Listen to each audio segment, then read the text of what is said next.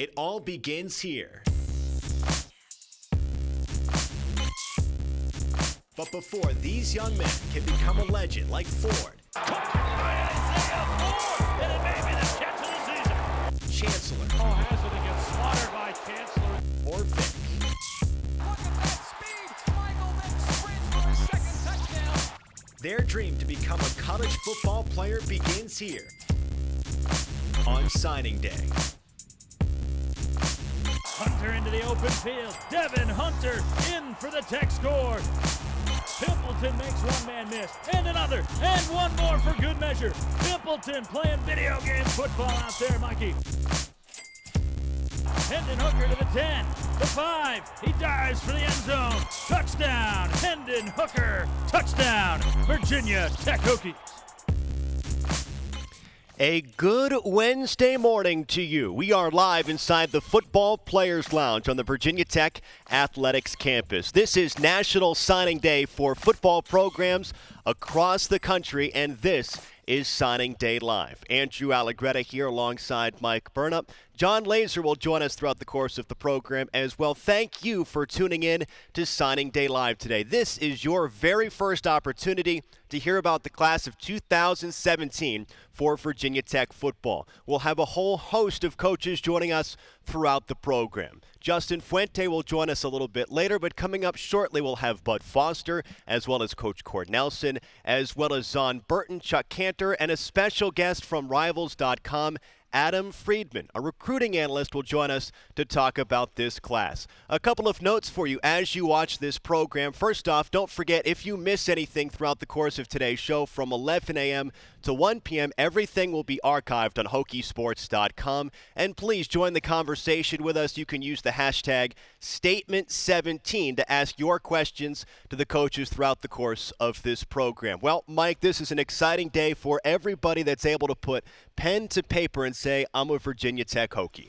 Yeah, it really is. I mean, the players are the lifeblood of the program, and obviously the recruiting process is long. It's challenging. Coach Fuente and his staff and all the guys behind the scenes, they have been working on that since the day they got on campus. And there's no other day like signing day, Andrew, because you think about it, it's you experience all the range of emotions, the thrill of victory when you're getting great players and top 10 players, and the agony of defeat when somebody at the last minute doesn't decide. And you're going through those whole range of emotions, and it's finally over when they put the ink to the paper. Then you can relax and think about, okay, now we got what we got. Let's see what the next 4 years are going to bring. And it's great that they have so many kids already enrolled in on campus now. I think there's 9 of them. And you think about what that did for a guy like Gerard Evans last year, how much farther ahead he was going into the fall practice. Fast forward, go back to Michael Brewer. He comes in May, June, July. It's a lot to learn. So fact that these kids are here already is a big plus. Yep, Mike and John Laser had the opportunity to talk with them. We will bring you those interviews throughout the course of today's program. Also worth noting, Mike, this is really the first full class, the first full year that Justin Fuente has had as the head coach of Virginia Tech, because a season ago he gets hired, end of November, and that is hyperspeed here to National Signing Day. It was kind of an older list that he had to take a season ago, Mike, but this year he gets his own stamp of approval on this 2017 class, a class that is close to 30 players large this year. Yeah, that's exciting because you think about it, when he got the job, we're sitting up in Charlottesville playing UVA, and it comes through on texts and tweets that the next Virginia Tech football coach is going to be Justin Fuente. And so what did he have to work with? Pretty much Coach Beamer's list and the guys behind the scenes that had made that list. So, this year, been a long, drawn-out process of identifying players and finding out, going to the nooks and crannies. They didn't know Gerard Evans was going to leave, so then it's a mad scramble to try to find another quarterback of that caliber. So it is a tough process, challenging process, but now he's got his stamp of approval on his first class, guys that fit the mold of what he wants to do, and we saw what he wanted to do last year, and it was pretty daggone good and exciting. Yep, this is a class that features a couple of new quarterbacks. Of course, we'll get to those with Coach Cord Nelson. A.J. Bush is on campus. We've had the opportunity to talk with him. We will get that interview for you coming up in a little bit. And, of course, we'll break down Hendon Hooker, the quarterback coming from Greensboro, North Carolina. The top of the class is exciting, though. You've got a guy like Devin Hunter coming out of the 757, considered one of the best football players in this state. He signs with Virginia Tech. And, Mike, this has been a topic of conversation the past couple of years as well, right? Can Virginia Tech keep these players in-state, dominate the state. Well, this season it seems to be turning the tide back that direction. Yeah, I think the jury was out. You never know when you hire a new coach what you're going to have and what his philosophy is going to be and all those sorts of things. But it's so important to try to put a fence up around Virginia, and especially the 757. That area has been so good to Virginia Tech through the years. Zon Burden being down there certainly helped, having him on staff. And, yeah, there's so much talent in that area. You want to do it. This year they were able to do that. And, boy, it opens up eyes when you see, because one guy, that'll kind of lead to another guy coming. And so when you look at that top 10, it's pretty impressive. All right, Devin Hunter is where we begin. When we return in just a moment, we will take a look at Dominate the State, the defensive side of the football. Coach Bud Foster joins the program in just a moment. We'll take a look at Devin Hunter as well as some of the key players the Hokies have brought in on the defensive side of the football. Before we step aside, we also have some small vignettes that will take us to commercial breaks throughout the course of this program. We begin with the Drive for 25. We're back in just a moment after this. Mikey, Tyron did it into the end zone. That's Houdini. Tamburini, the cross, and it goes in. It's a legacy born in the foothills of the Blue Ridge Mountains. Takes down one of the ACC. Made of Big East and ACC championships, nurtured by names like Vic, Tensher, Curry, Harrison, and Castlin. Built on the dedication of tens of thousands of student athletes and hundreds of thousands of alumni and fans through the years.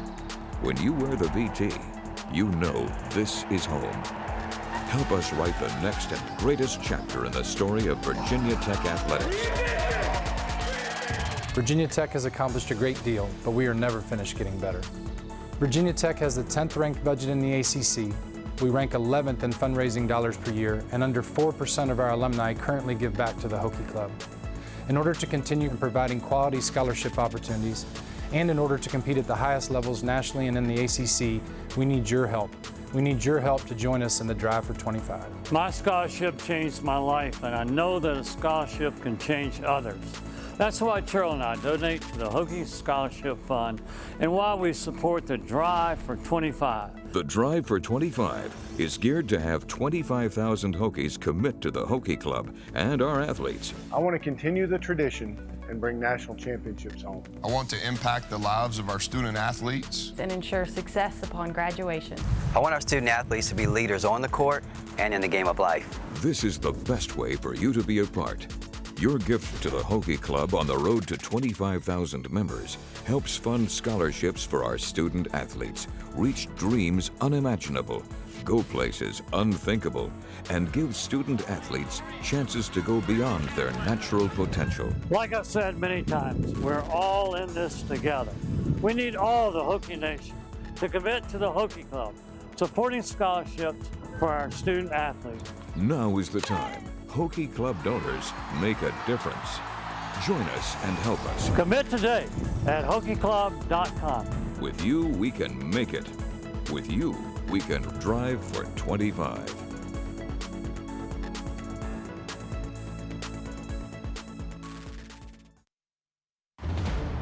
The 2016 Nissan Altima. An IIHS Top Safety Pick Plus.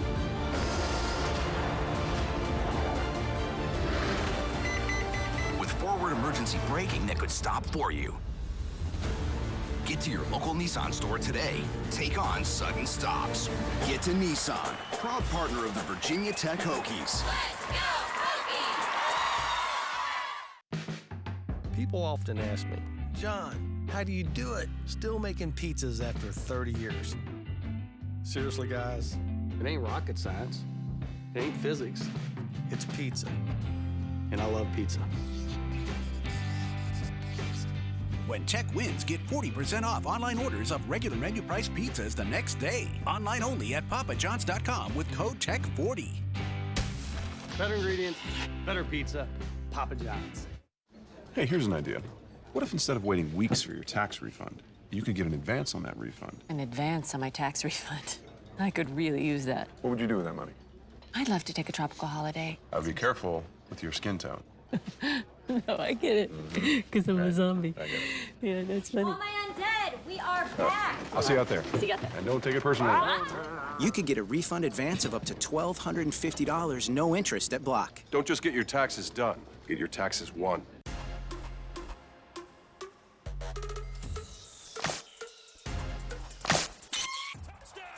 The Hokies have taken the lead. We keep getting stronger. We keep performing better and better as the game goes on. Y'all got me?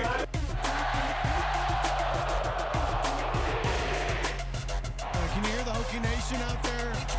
That's a pretty special place, Virginia Tech.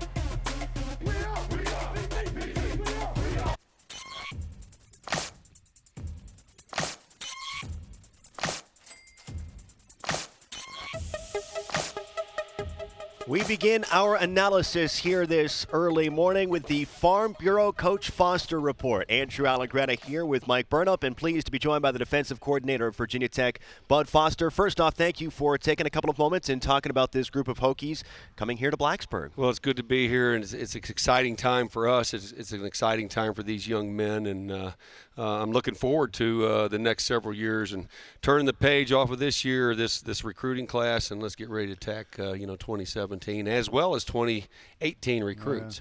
Yeah, let's talk about turning the page. Before we do, think about that conversation we were having down there at the Belk Bowl in Charlotte after that incredible win over Arkansas, the tale of two halves. And we were talking after the game about what you are losing in terms of sacks and tackles for losses and whatnot, and Kenneth Canham and Woody Barron and Nigel Williams and Chuck Clark. I don't want to make you sick, but, but well, that's a lot of losses. I know we talked about those numbers and my age. I think those have slipped my mind, but no, we do lose some productivity. Particularly Woody had a big-time year. Ken's been a guy that's been very active. Nigel gave us so much experience and consistent play. And then Chuck Clark obviously was kind of our quarterback and a guy that was – just was epitomized as, consistency. And those are going to be some guys that some holes to fill, but I do feel good about who we have replacing the guys up front. We'll find us a safety in the back end, but I like – we're going to be a little thin at defensive line this spring. I know we'll talk about that a little bit later, but I do like who we have there, but there are some holes to fill. All right, Coach, shall we talk about some players? Sure. Let's go right to the guy at the top of the list. All right, here you go, Hokie fans. Your first opportunity to hear an official coach's comments on Devin Hunter, the defensive back out of the 757 from Chesapeake, Virginia. 6'2", 215, went to Indian River High School. Obviously, he jumps out as you watch him on tape, Coach. Wow. Okay, that's going to be my first statement right now, and extremely excited about Devin.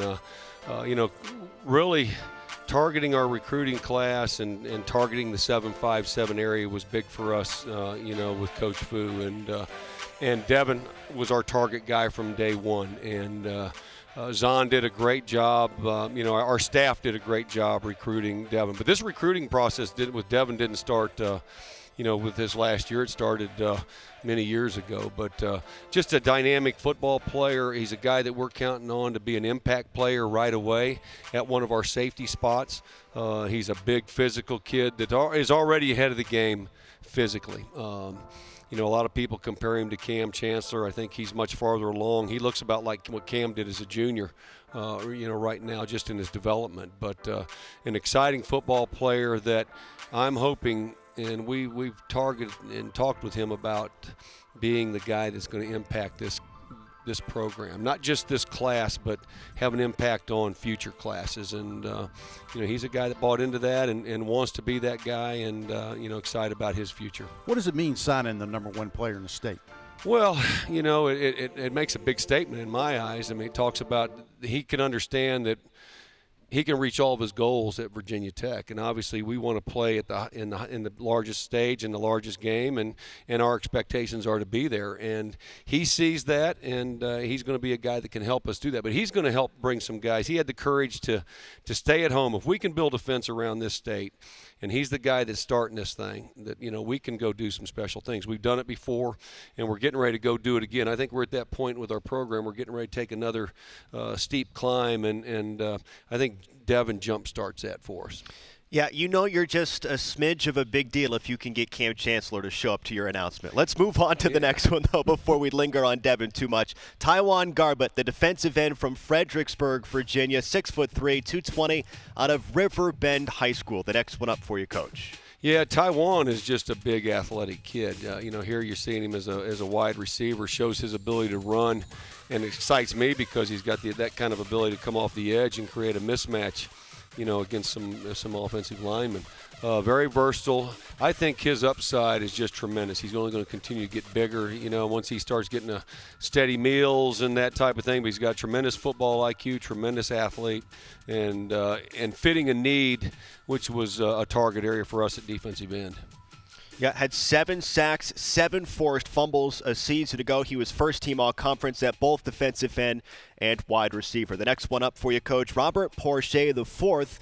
Fans might remember his father, the third, who played in the NFL for about 10 years. He's out of the Orlando area. Yeah, Galen Scott did a great job with Robert. And, I tell you, you guys may remember Victor Jones. Victor played linebacker here when we first came here, was a teammate of Robert's. And he was helpful in this as far as just letting him know what kind of people we are and the kind of program, what kind of place Blacksburg was. And getting Robert here I'm excited. He's a defensive end that has big-time playmaking abilities, a big kid that, there's no telling where his body's going to go, but you can see he's very athletic. Comes out of a great program, Dr. Phillips High School. We had a kid, Ike Charlton, that I recruited out of there several years ago that was a big-time player for us. I'm excited about this kid's athletic ability and playmaking ability up front. Let's talk about Dylan Rivers, another big kid, another big linebacker, 6'3". He's about 230 pounds. Talk about him and what he brings to the table. Probably after Devin, this guy was our next target. And, he was a guy that we offered and really liked us early, committed to Penn State when Coach Beamer retired, and he just didn't know, what was going to happen here. And we really worked hard on getting him back and keeping him at home. But a great kid, great family. A big-time linebacker, big physical kid that can run. I'm really excited about, he's a smart, tough, hard-nosed football kid that's got a lot of abilities, and I think he's going to be a big-time football player for us. A season ago, came up with 102 tackles. He was named the Conference 21 West Defensive Player of the Year. And the last player that we want to take a look at some highlights for you, Coach, is Rico Kearney, a linebacker from Jacksonville, Florida. 6 foot, 220 pounds. Yeah, another kid that has tremendous ability, great quickness, dynamic quickness in the box. And, I'm trying to figure out where I'm actually going to play him. Probably more as a Mike linebacker, but has tremendous vision, tremendous foot quickness, plays downhill, is a great finisher. As you guys can see, is an outstanding blitzer, great timing. All those things you look at, ability to bend his body. He's here right now. He had shoulder surgery, so he's going to miss spring. But at least he's going to be in the meetings and be able to hear things and be able to go through walkthroughs and things of that nature and be here all summer. So I'm excited. I've got a really good core of young linebackers coming in this year, which I'm really excited about. All right, Coach, I'm glad you brought up the fact that he's here early. As mentioned, we've had the opportunity to sit down and talk with all of our early enrollees, including Rico Kearney, who a season ago was an 8A first-team All-State player back in his home state of Florida. Mike Burnop had the opportunity to talk with them. Let's take a listen. I'm here now with Rico Kearney. Rico from Jacksonville, Florida. Welcome to Virginia Tech. Tell me about the path, how you got here. I actually committed to Miami for 2 years, my sophomore through a lot of my junior year. And when a new coaching staff came in, I didn't really have a good relationship with them. But Virginia Tech kept a relationship with me since I was committed with Miami. And I decommitted back in March. I took a visit here, I believe, in September. And I just fell in love with the campus, and I already loved the coaches anyway. And I ended up committing. I knew a lot of the players here that also helped. Yeah, talk about that. Isaiah Ford and Chris Cunningham you played against? Isaiah Ford, growing up, he was an upperclassman, and me being a freshman, watching him play and stuff like that, and him becoming a big star here. That was one of my reasons to come here. Played both ways in high school, outside linebacker, spent a lot of time in the opponent's backfield based on your tackles for loss. You're also a great running back, over 1,200 yards. But here you're slated to be a linebacker, correct? Yes, sir. And your experience so far has been good? Yes, sir. Well, we look forward to working with you, and welcome to the Hokie Nation. Thank you. Rico Kearney. All right, Mike, and thank you so much, Rico Kearney, as well, for taking a couple of seconds to talk with us. All right, Coach, overall, as we step back and look at this class holistically, what's your takeaways from it? Well, I think it's a really good class considering, it's Coach Fuente's first full class. And we wanted to make a statement, and I think we did. I like the direction we're going. I think we're going to be a more talented football team next fall when we start. We won't be as experienced, but we're getting an influx of talent. I think these next couple classes in particular will get us back to where we want to be as far as the athletes and the depth that we need to compete where we want to go, and that's to not just be ACC champions, but let's go compete for a national championship. That's something you've always been concerned about is linebacker depth. And you had 2 Ironmen in there this year when Drew and Tremaine. Yeah. I mean, those guys stayed, but that's something that always concerns you. But it looks like you got a great group coming in. I do have a really good group. It's going to figure out, find out who can play early, who can pick it up. I do have, Tavante Beckett back, who I really like him, and I may move him around a little bit and see where he best fits. Sean Hulskamp is going to be out with a knee injury, along with a couple other guys, on our defensive side, but. I'm going to look at, I think, Tavante at our Mike linebacker. He's a very instinctive guy, great quickness, great finisher, and trying to develop a guy that can step up in behind Andrew Matuapuaka. And but with that being said, we've got to create a backer depth as well. And so we're talking about a couple things prior to some of these young guys coming in. But I'm figuring on a guy or two to step in as a linebacker to help us like Tremaine did a couple years ago and prep that next guy to be ready to play. And then redshirt, a couple guys. That way we can get a little bit of space between that group. All right, Coach, as I understand it, the Twitter questions are just flooding in for you right now. All right, Hashtag all right. Statement 17. Here we've got one. What's your favorite part of the recruiting process? Do you have one? I don't know if I have one, to be honest with you. No, I tell you what it is. It's the developing those relationships with the kids and their parents. And this is not just a relationship for these next 4 or 5 years. It's for it's a relationship for a lifetime. And that's the part that I really enjoy is getting to know the kids. Obviously, you're developing a relationship with them, but the families are equally as important. And to me, that's the part. And that's the part that's the tough part of it too, because you develop those relationships, and you either got to tell some guys no or they're going to tell you no, and that's part of the business. But I think that's the part I like best. Coach, thank you so much for your time, and congratulations on a class this year that is getting back to dominating and painting the state across the Commonwealth and building that fence around the 757. Thank you so much. Thanks, guys. Coach Foster, thank you so much for your time. Coming up in just a moment here on Signing Day Live, of course, coming up later, Justin Fuente with Babcock, among others, joins the program, but we go from the defensive coordinator to the offensive coordinator. Brad Cornelson joins Signing Day Live when we return here on Hokiesports.com. Most Virginians would say this is one of the hardest working farm tools. But the hardest working farm tool is usually kept right in your pocket. By insuring your car with Virginia Farm Bureau, you support farming, agriculture, and the Virginia way of life. And you become a friend of the farm, meaning you'll get personalized service, fast claims processing, and competitive rates. It's simple. All you have to do is drive. Go to VFBinsurance.com now for a free online auto quote. Sophie, his 13th birthday. Gift, we've got you. Guitar, coming tomorrow. Road game today, surprise party tomorrow. Change of plans. Game tomorrow. No, birthday tomorrow. Hotel. Guitar, reroute. Birthdays are on birthdays. Party, relocate. UPS My Choice makes rerouting packages easy. How we're helping companies solve for the needs of customers like Sophie.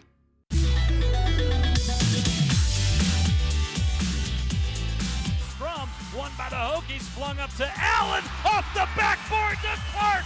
There's your highlight, Sports Center. Spins around the defense, floats with the right, scores, and one.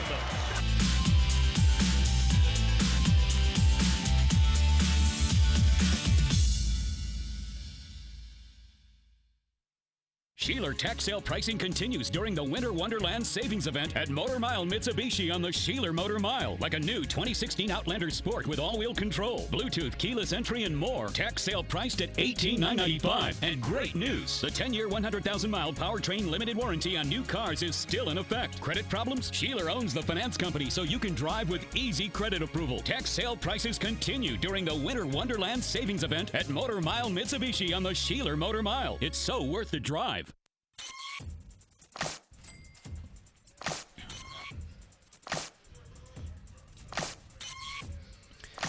From the defensive side of the ball to the offensive side of the ball, we go between the numbers, the H&R Block Report with Coach Brad Cornelsen. Andrew Allegretti here with Mike Burnham. Glad all of you could join us throughout the course of this morning here on Hokiesports.com for Signing Day Live.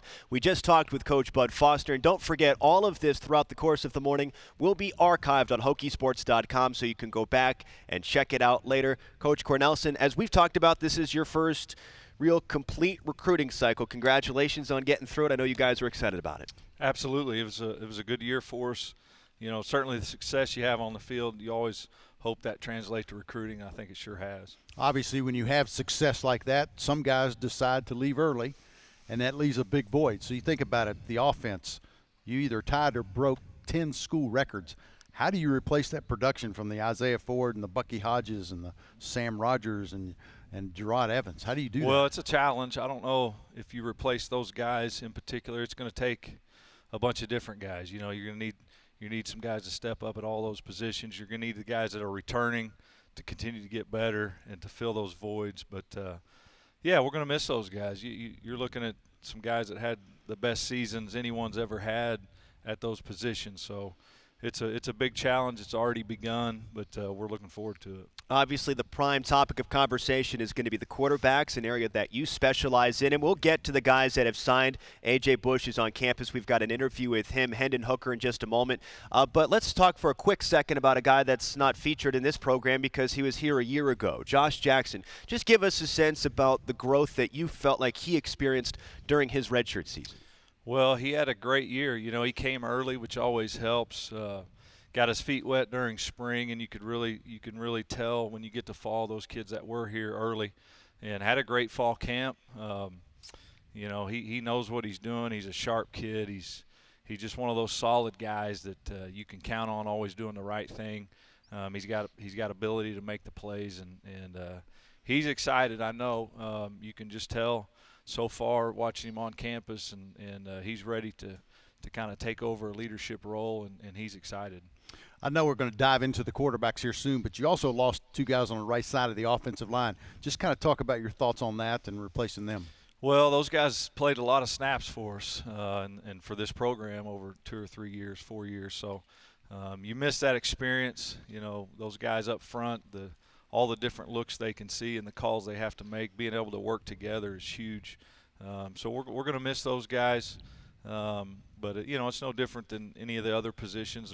There's holes, and it happens during the season. If you get guys banged up, the next guy's got to be ready to step up and accept that challenge. All right, shall we talk about some players that have signed with Virginia Tech? Let's do it. Let's start with, of course, the quarterback position, and we start with Hendon Hooker out of Greensboro, North Carolina, 6'5", 212, as he's listed, went to Dudley High School. As you guys watched him, prepped him, analyzed him, why was he a guy that Virginia Tech targeted?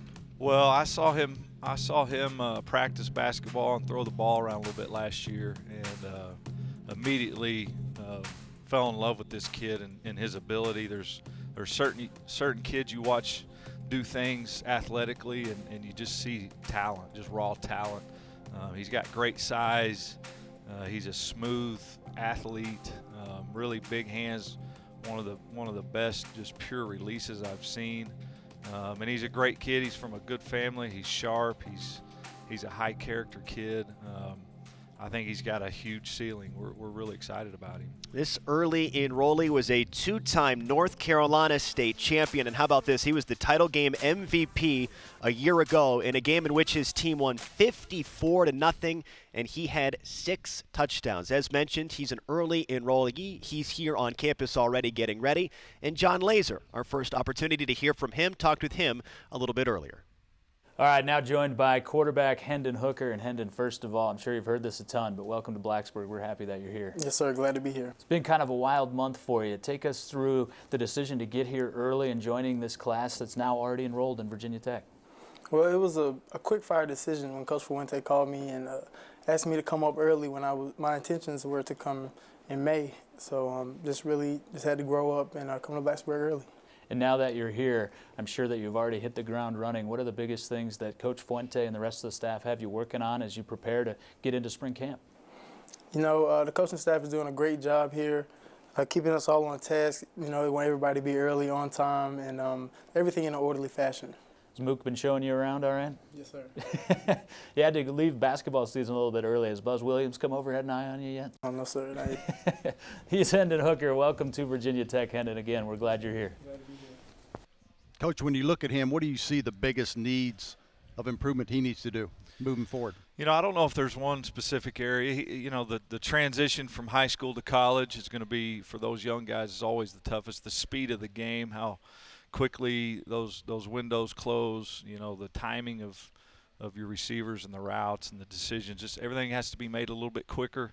You know, all the areas of his game are going to need to improve, and physically he's got to continue to develop and gain strength and quickness. But you know, I don't see one weakness that we're gonna stomp out here. You know, it's going to be just the entire thing there. All right, so 2 quarterbacks down with Josh Jackson and Hendon Hooker. A.J. Bush in just a moment. But, Coach, let's talk about the guys that are going to do the catching of the football. Obviously, 2 key ones are gone in Bucky Hodges and Isaiah Ford. So we start with Sean Savoy, a wide receiver from our nation's capital. Went to Woodrow Wilson High School, 5'11", 180.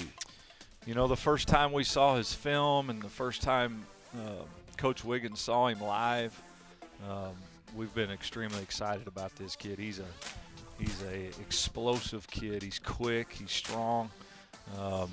He's got really good receiver skills and just is explosive with the ball after he catches the ball. So, you know, that was one area that we really wanted to address with this class, was a couple of guys that you could get the ball to, whether it's jet sweeps or perimeter screens. And everybody kind of holds their breath when they get the ball, and I think this is a guy that can do that for us. I know another one you talked about coming up here is Khalil Pimpleton. He's a kid that's here now, not very big, 5'7", I think, 165. You talked a little bit, maybe he'd be a perfect guy for jet sweeps and things like that nature, but kind of talk about him a little bit. Well, the same thing, you know, addressing that need that we felt like we had to improve on. Another guy that you just – how many guys can he make miss every time he touches the ball? And he's exciting. He's a great kid. He's already here. He works hard. You know, he's a kid that played some quarterback for his high school team, which is always something that perks you up a little bit. The level of trust, you know, and just football intelligence that the quarterback has to have. So that was something that we really like to see, and you know, certainly can give us some spark there at that spot. Another thing that's always nice, Coach, to bring into the program is somebody that's used to winning, and Khalil Pimpleton is that. Muskegon High School is the winningest program in the state of Michigan. He's an early enrollee. His motto is heart over height. You'll see why in a second, standing at 5'7". He gets that from Nate Robinson, who's a 5'7", NBA 3-time slam dunk champion. He talked with John Laser. Now joined by receiver Khalil Pimpleton. And first of all, Khalil, welcome to Blacksburg. We're happy that you're here. Thank you. I appreciate it. Well, take me back to Muskegon, Michigan. I know that you've spent your entire life essentially there all the way through your graduation from high school. What's it been like spending time here at Virginia Tech the last couple of weeks? It's been a huge adjustment because, I mean, I was in high school only 3-4 weeks ago, and it's a big jump from high school to college. Big day for you here today, of course, on signing day. Let's go to the football side. From what I understand it, back when you were a little bit younger, you didn't necessarily like football. Why not? I hated getting hit. You know? I mean, people was always telling me I was good at it, but I didn't really care. I didn't like getting hit. And in high school, you were in somewhat of a unique situation where you played quarterback part-time. You guys had a ton of talent on that Muskegon team. What will it be like making the transition to slot receiver full-time here in Blacksburg? I've always worked on different positions because I knew I wouldn't play quarterback in college, so I was just preparing for the best. Well, Khalil, congratulations on a big day, man. Welcome to Virginia Tech. Khalil Pimpleton. Andrew? By the way, a special thank you to Khalil, who yesterday, as we did our run-through, he pretended to be you. He pretended to be Bud Foster. He sat in this chair and he did an excellent job. He didn't open his mouth too much, but he did a nice job of standing in. So thank you to Khalil. Our last player for you is the other quarterback that we have not had the opportunity to touch on, a transfer from Iowa Western Community College, A.J. Bush, the guy that we want to talk about, originally from Georgia, 6'4", 220 out of Norcross High School. How did you guys evaluate him? You know, we saw his film when Gerard left. You know, we were looking for older guys, junior college transfers. You know, maybe a grad transfer. You know, we needed some more depth, and we needed hopefully some experience, an older guy, and really liked his film. You know, he looked like one of those guys that's a dual threat, that can run a little bit, that can throw it. And so we just started digging, and we talked to his former coaches and anybody that we could get a hold of that could tell us about this kid. And it was all the same. He's a great kid. He's athletic. He's competitive.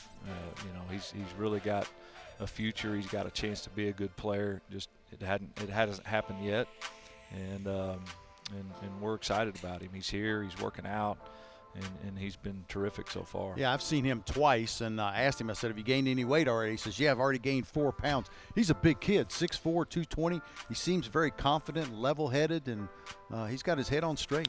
He's been good. You know, we wanted to make sure we brought in a kid that would fit in this program, and we weren't just going to bring in anybody regardless of what their highlight film looked like. We wanted the right type of kid, and he's been all of that. He's been terrific, and he's impressed us on and off the field so far, and what he's doing with his conditioning workouts and the way he's digging into the playbook and trying to get settled in. He's a guy you said that watches a lot of film too. He's not afraid to get in there and try to learn on his downtime. Well, he knows there's urgency. You know, this is kind of his last shot, and he knows there's a job and there's competition out there, and he's not wasting any time, and he's done a great job so far of getting in it. And sometimes it's nice to be able to add a guy with pedigree. We had the opportunity to sit down in your office, and you mentioned the fact that he came from a junior college that is on the same level to a degree that Gerard Evans came from with Trinity Valley Junior College from Iowa Western Community College. So he comes from a place that you know can produce high-quality talent. Yeah, those junior colleges, the ones like that, boy, they have some great talent, and it gives them a taste of that speed that we were talking about, and it gives them a chance to play with those kind of players and get used to that sort of competition. So certainly will help him taking that step. Coach, thank you so much for your time. We're going to step aside right now. We've got Chuck Cantor coming up in just a moment. We'll step aside, be back after this on Signing Day Live. Hey, here's an idea.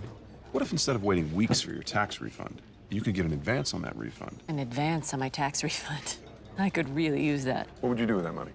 I'd love to take a tropical holiday. I'd be careful with your skin tone.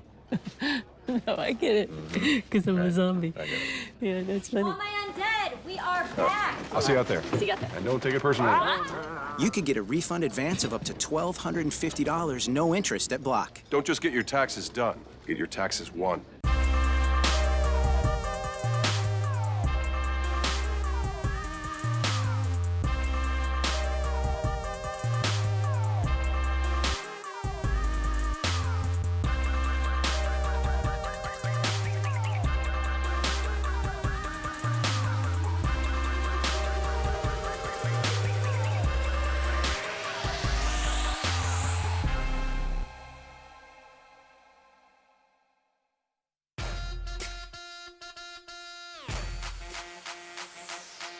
Help us write the next and greatest chapter in the story of Virginia Tech athletics. The Drive for 25 is geared to have 25,000 Hokies commit to the Hokie Club and our athletes. This is the best way for you to be a part.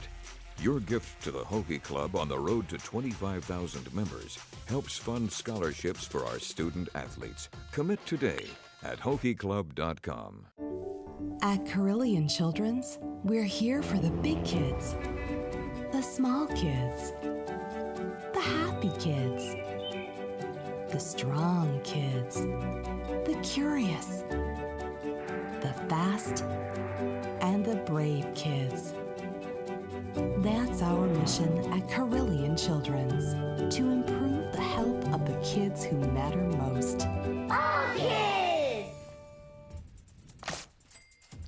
Well, throughout the course of Signing Day Live, we've got a little bit of Virginia Tech Hokie Signing Day trivia and history. This five-star quarterback signee signed with the class of 2007. Incredibly hard to believe it's been 10 years since Tyrod Taylor signed with Virginia Tech, went on to be the 2010 ACC Player of the Year. Andrew Allegretti here alongside Mike Burnip, and pleased to be joined by the man that is the point man for all of this. Chuck Cantor joins us on the set. Thanks so much for taking some time out for us. This is kind of the culmination of a 365-day-a-year process for you. A little bit exciting, I'm sure, a little bit nerve-wracking, but what's a day like today like for you? Today was exciting. We got an opportunity to, add some great young men to our program. I got a great staff that works with us, from Thomas to John to Matt to Allie to everybody else that's our support staff on campus. And, really, want to have a shout-out to our dining halls on campus and the VT dining. They do a great job on short notice, always being willing to help us out. And, just really everybody in our campus, here from our academic support staff to our video department to everybody that's here a part of the program, we really do a great job. And I might have left somebody out, but we really do a great job. And just excited for today, man. There are a lot of great young men that, decided to jump on board with us and, made their statement official today. Chuck, how has the process changed over the last couple of years? Because you've been here a while, you've been through the coaching change and all that. Just talk about the changes you've seen. I think, some of the biggest things that continue to, be increasing as we move forward into the future is, just the impact of social media. The young men really embrace, Twitter and Instagram and, our abilities to communicate, with recruits on a daily basis, and, multiple times throughout the day, with them has, really been key to our success. And, we're excited about today, and excited about our social media, growth. And, Thomas really heads up that department for us. And, we're excited, about that. And, I think that's really the biggest change, as we're moving, forward is really the social media.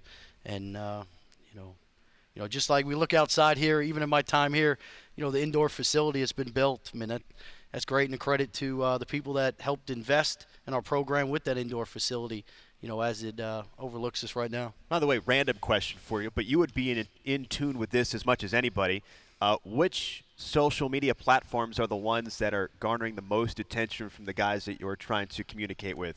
Which one's up, which one's falling back? I'm always curious about that. I think Twitter's kind of been the one that's, stayed, steadfast at the top for us. That was something from day one when me and Thomas got here that, we were going to, implement Twitter and really, make that a major part of our program. That's really what's occurred. So, we've just, continued to build upon that.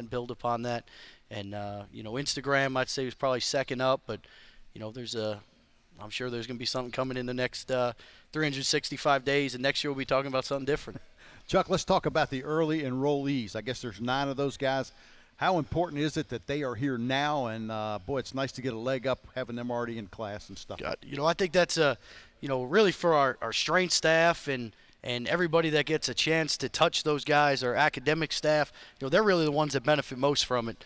The ability to, get our hands on those guys and really be able to further develop them, because if they come in the summer, they're – just really starting up in the summer. So these guys that start up in springtime, they're getting their academics rolling right in the right direction, off to a great start. They're, getting, 4 meals a day or more. And, we're just excited. Anytime we can get a guy in here at the mid-year, we're excited about that. I think my first year here we got 7 last year and then, 9 this year. So we're excited about, the increasing number of mid-year guys. All right, there's a couple of early enrollees that we want to talk to you about specifically and give the fans an opportunity to hear directly from them. We're going to start with Silas Jansi, an offensive lineman from Woodbridge, Virginia, 6'6", 295, out of C.D. Hilton High School, which, of course, Hokie fans will know is the same high school as Trayvon McMillan. Let's hear from him first. He's an early enrollee, so a couple of days ago, Mike had the opportunity to talk with him.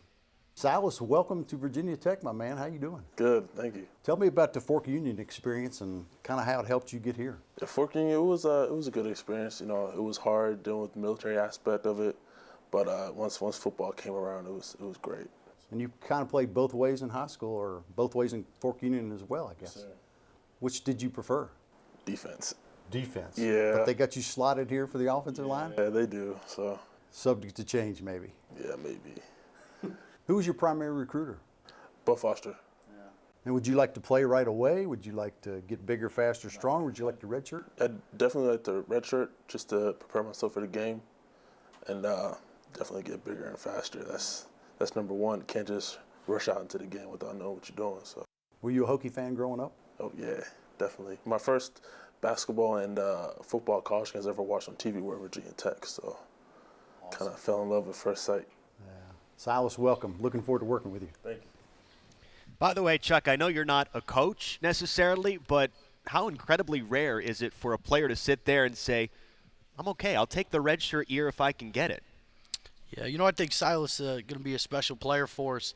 He was a guy that actually, when our coaching staff had a transition there, I had the opportunity to go watch him in person and, was really, excited about his abilities moving forward. He was a guy that last year's class, and we had signed him, he was about 270 pounds, and we probably were giving him about, 5 or so pounds. And, right now he checks in close to 300, and we're really excited about him. I think the development that's happened from Coach Lilly at C.D. Hilton High School and the development that occurred from Coach Schumann at Fork Union to further his growth and preparing for Virginia Tech is really outstanding and going to lead us, going to give him an opportunity to, really compete, from the beginning. And, if he has an opportunity in the red shirt, that would be great for him. But, I think, his development of his body already has, helped accelerate his process. All right, so here's how I know that Silas Janze is an athletic offensive lineman. A couple of years ago, he won a high school slam dunk contest. Pretty good for somebody that's 6'6", nearly 300 pounds. All right, the second early enrollee that we want to talk to Mr. Cantor here about is a guy that actually we were in his office a couple of days ago, and he was quietly ranting and raving about him. We'll see how it goes, but Caleb Farley, an athlete from Hickory, North Carolina, 6'3", 185 pounds. Again, it was Mike Burnip that had the opportunity to sit down and talk with Caleb. Here now with Caleb Farley from Hickory, North Carolina. Caleb, welcome to the Hokie Nation. Thank you. I'm glad to be here. How about that? Tell me about your high school career. Unbelievable numbers, over 10,000 yards and incredible amount of touchdowns. Tell me about being a dual-threat quarterback. It was great having a high school career in Maiden High School. Where I'm from, they call us like the biggest little football town in the world. So it was a very fun community to play for, kind of like the community here in Blacksburg, and it was a real pleasure. And so they have you listed as an athlete. Kind of what are you thinking and where are you going to be? I'm somewhere on the offensive side of the ball, trying to make plays, punt return, kick return, receiver, wherever I can play to have an impact on the game. Just get the ball in your hands. Yes, sir. That's what I like. Would you like to play right away, or would you like to redshirt and get bigger, faster, stronger? I would like to play right away, if I can be honest with you. Yeah. And who was your primary recruiter? My area recruiter was Coach Sheebus. Yeah. Well, welcome to the Hokie Nation. We're looking forward to working Glad with to be here. Caleb Farley. All right, so, Chuck, you watch a ton of film, and you were kind of quietly talking about the fact that you really liked Caleb. Why did you like him as you watched his tape? Like I mentioned when we were meeting earlier this week, Caleb was somebody that when we went through a transition between our two coaching staffs, he's actually a young man that I went to his high school and, was just intrigued by him, and just, we kept on, looking into him and looking into him and looking into him, and Coach Shebest and the rest of our staff did a great job, really throwing the offer out there to him and being excited about him. I think the things that he accomplished in high school are really, really special. I think he's had 50-plus touchdowns, which is a state record in the state of North Carolina. And there's been, a lot of highly talented players come out of the state of North Carolina, and, we're excited, that he decided to come over here, 2.5 hours away and, pursue his college career. So we're really excited about him, and ready to keep on rolling. Chuck, you mentioned earlier about the dining halls and the facilities, looking out the indoor facility. You've got a pretty good sample size about kids when they come here and they sign with Virginia Tech. What are some of the other pluses that you hear them talk about and say? I think, first and foremost is just Lane Stadium on game day. There's no better selling point than the Hokie Nation and, those guys being here, on game day and getting to experience that. I think, our track record of the young men that have come to Virginia Tech on a visit, on game day, unofficially or officially, stands on its own. The stadium and the atmosphere that our fans bring is second to none. Chuck, thank you so much for your time. We appreciate sitting down with you here on Signing Day Live. Don't forget, all of this is going to be archived on Hokiesports.com. So earlier, if you mentioned Coach Cornelson, Bud Foster, we talked about Devin Hunter with Bud Foster. If you missed any of this, you can see it later on Hokiesports.com. And please don't forget to tweet us some questions. Statement 17. We can get to as many as possible with Justin Fuente coming up in a little bit. With Babcock will be on the program. But up next, he's been killing it over in the 757. Zon Burton joins the program after this.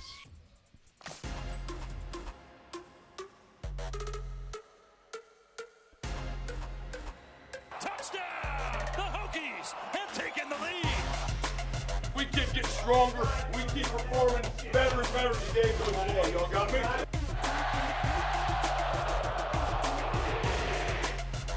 Can you hear the Hokie Nation out there? I can. That's a pretty special place, Virginia Tech.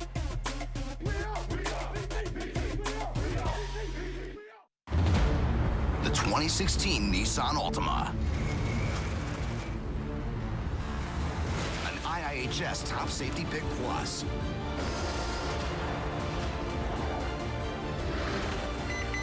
With forward emergency braking that could stop for you.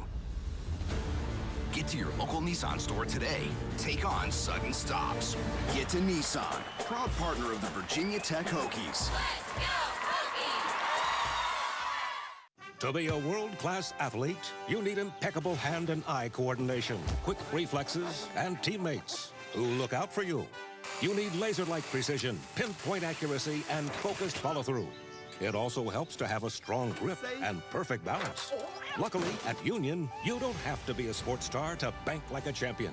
You get big-time banking solutions that make life easy. So easy, it'll make you say, I got this. Bankatunion.com.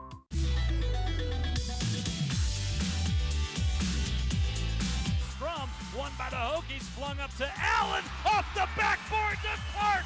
There's your highlight, Sports Center. Spins around the defense, floats to the right, scores, and one.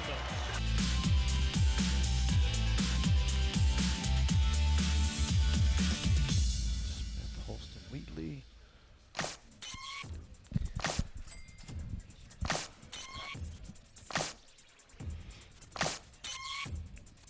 Well, our coverage of NSD 17, Statement 17 for Virginia Tech continues right here on Hokiesports.com. This is Signing Day Live. I'm Andrew Allegret alongside Mike Burnup. And Zon Burton joins the program right now. You have been doing a fantastic job. Everybody inside the building is ranting and raving about the work you've been able to do getting out on the recruiting trail. Give us a sense of what this cycle of recruiting was like for Virginia Tech as you went into homes and said, I'm with Virginia Tech Hokies. It was exciting to be able to have the season we had and to be able to walk in homes and say, you know, Virginia Tech's back, so to speak. And those things were all positive, and we got a good reaction from a lot of the kids down in the Virginia area and the state, and it was great. Zon, you were born and raised in the 757. You've been around the state, played at VMI, great player there. You've coached at Fork Union. You've coached at Old Dominion.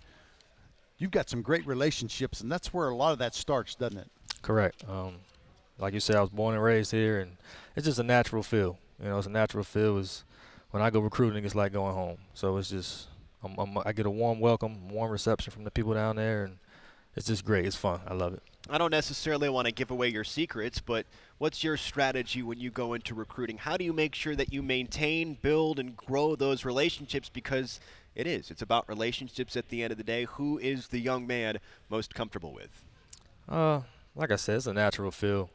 When I go there, it's like, you know, they're opening their doors to me, and everybody knows who I am. They know my family. I know their family, and we're all family. And it's a great thing, and they enjoy it. I enjoy it, and it becomes a whole lot of fun just being down there. Coaching the wide receivers, the running backs, and all that sort of thing. Got some holes to fill on the offensive side, huh? Yeah, we do. We lost some pretty good players and some key components on offense, and I think we did a great job filling those holes in this class. All right, so shall we talk about a couple of players? We're going to begin with Devontae Smith. He's on the defensive side of the football. He's from Northern Virginia, Manassas, Virginia, 6 foot, 190, Stonewall Jackson High School. As you guys collectively talked about his tape, what impressed you about it? Well, Devontae was a guy who is from, Stonewall Jackson, a local high school very close to here, and we have some players on our team.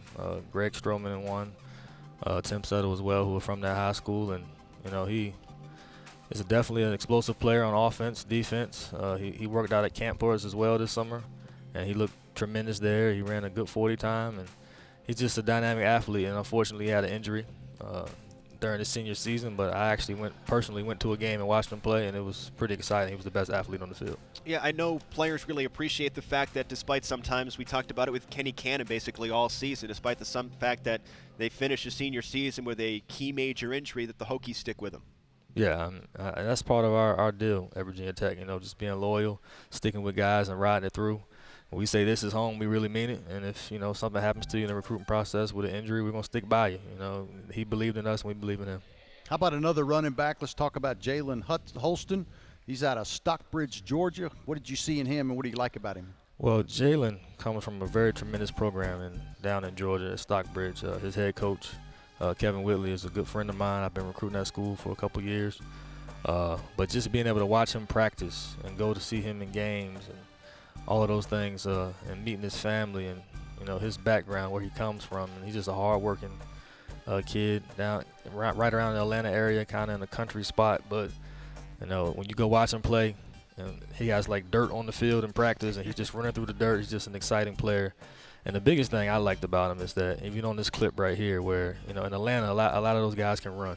They're pretty fast down south, and he never got caught. And he's big too. He's he's 220 pounds. There's no doubt. So at 200+ pounds and not getting caught, that's what really stood out to me. Yeah, his numbers are impressive and exciting as well. More than 3,000 yards and 30 touchdowns in his career. And our last athlete that we want to talk about is listed just as that, an athlete from Ann Arbor, Michigan, Terius Wheatley, 5'11", 195. Out of Pioneer High School, of course, people will be familiar with his father, Tyrone Wheatley. What did you see out of him? Well, it's an interesting story on Terius. I used to work at Fort Union High School, and I got a call from John Schumann, the head coach there, right about September when those guys first get there and they first start practicing. And he said, "Zon, if you need a running back, I got one." And when he says that, you already know it's golden, because he sent a lot of players from Fort Union to Virginia Tech, and they've turned out to be great players. So when he said that, that caught our attention, and from that point on, we recruited our butts off on him, and we went to see him. He was a kicker, punter, running back, receiver, every single position on the field. And he's just a dynamic player, and he's going to fit in wherever we put him, which is a good thing. Yeah, his father, Tyrone, played in the NFL for 10 years, and he's an overall athlete. He was the Ann Arbor News Boys Track and Field Athlete of the Year. So he was able to do a couple of sports and succeed in those in high school. He's another one of these early enrollees. It's been a pleasure to get to know them throughout the course of this program. Mike had the opportunity to talk with him a little bit earlier. Next up, we got Terius Wheatley. Terius, welcome to the Hokie Nation, my man. Thank you. Tell me about the experience, how you got here. I went through Fort Union Military Academy and just working with the coaches and the guys, and the recruiters came through and liked what they saw. Obviously, your father was a famous running back at Michigan. Yeah. Talk about that a little bit. We moved around a lot. He got into coaching and started moving to different states and different areas, and so it was different and hard trying to get onto the new teams and get everything right, but it worked out. And what were your impressions of Virginia Tech kind of growing up? I liked it a lot. It's always been a nice school. I've seen a lot of guys come out of here, and I look up to it, and now I'm here. So. And they got you listed as an athlete? Yeah. What would be your first and favorite spot? I'd like to be listed as a running back. And play right away or redshirt? Play right away. Most kids do now. Yeah.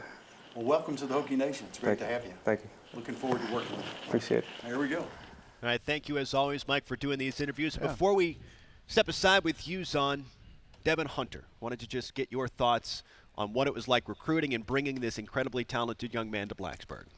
I would say it was probably one of the best processes in my short career, recruiting him, and him being able to actually sign that day was beautiful. It was a blessing. But we've had a relationship with Devin for a long time at Virginia Tech, even with the previous staff, and since he was in 8th grade. And the way he went about the process and really went through it and made his final decision, and the way he made his decision, I really felt like it was about time something great happened to Virginia Tech football. And it was beautiful, and we're excited about him, and the future's bright. And we do have a Twitter question for you here, Coach. when you go to visit a recruit, what is the biggest thing about Virginia Tech that sells? Ooh.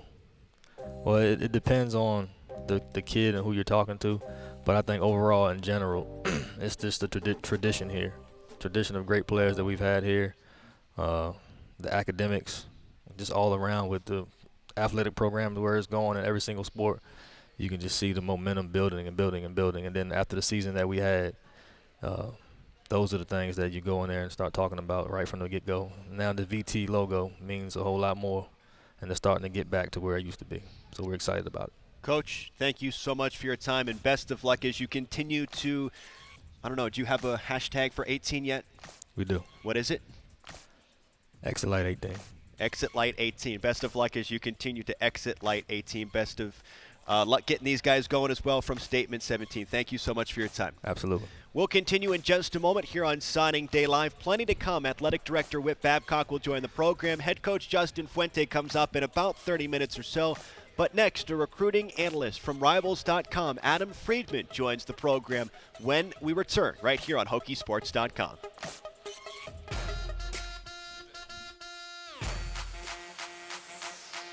Help us write the next and greatest chapter in the story of Virginia Tech athletics. The Drive for 25 is geared to have 25,000 Hokies commit to the Hokie Club and our athletes. This is the best way for you to be a part. Your gift to the Hokie Club on the road to 25,000 members helps fund scholarships for our student athletes. Commit today at HokieClub.com. People often ask me, John, how do you do it? Still making pizzas after 30 years. Seriously, guys, it ain't rocket science. It ain't physics. It's pizza. And I love pizza. When Tech wins, get 40% off online orders of regular menu price pizzas the next day. Online only at papajohns.com with code TECH40. Better ingredients, better pizza, Papa John's.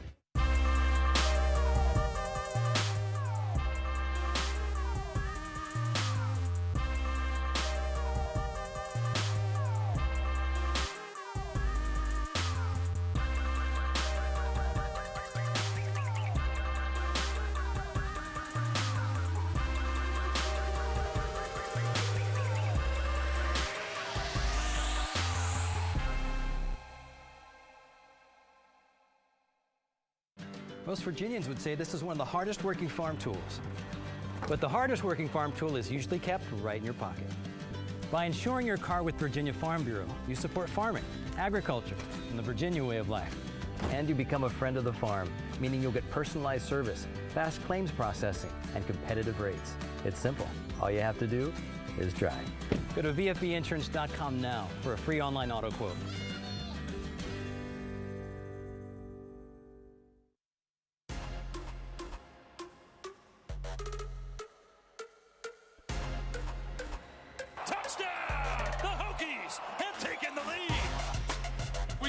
Stronger, we keep performing better and better as the game goes along. Y'all got me?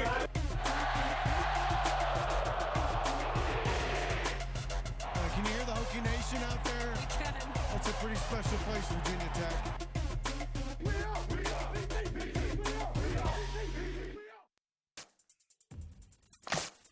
Day live here on HokieSports.com.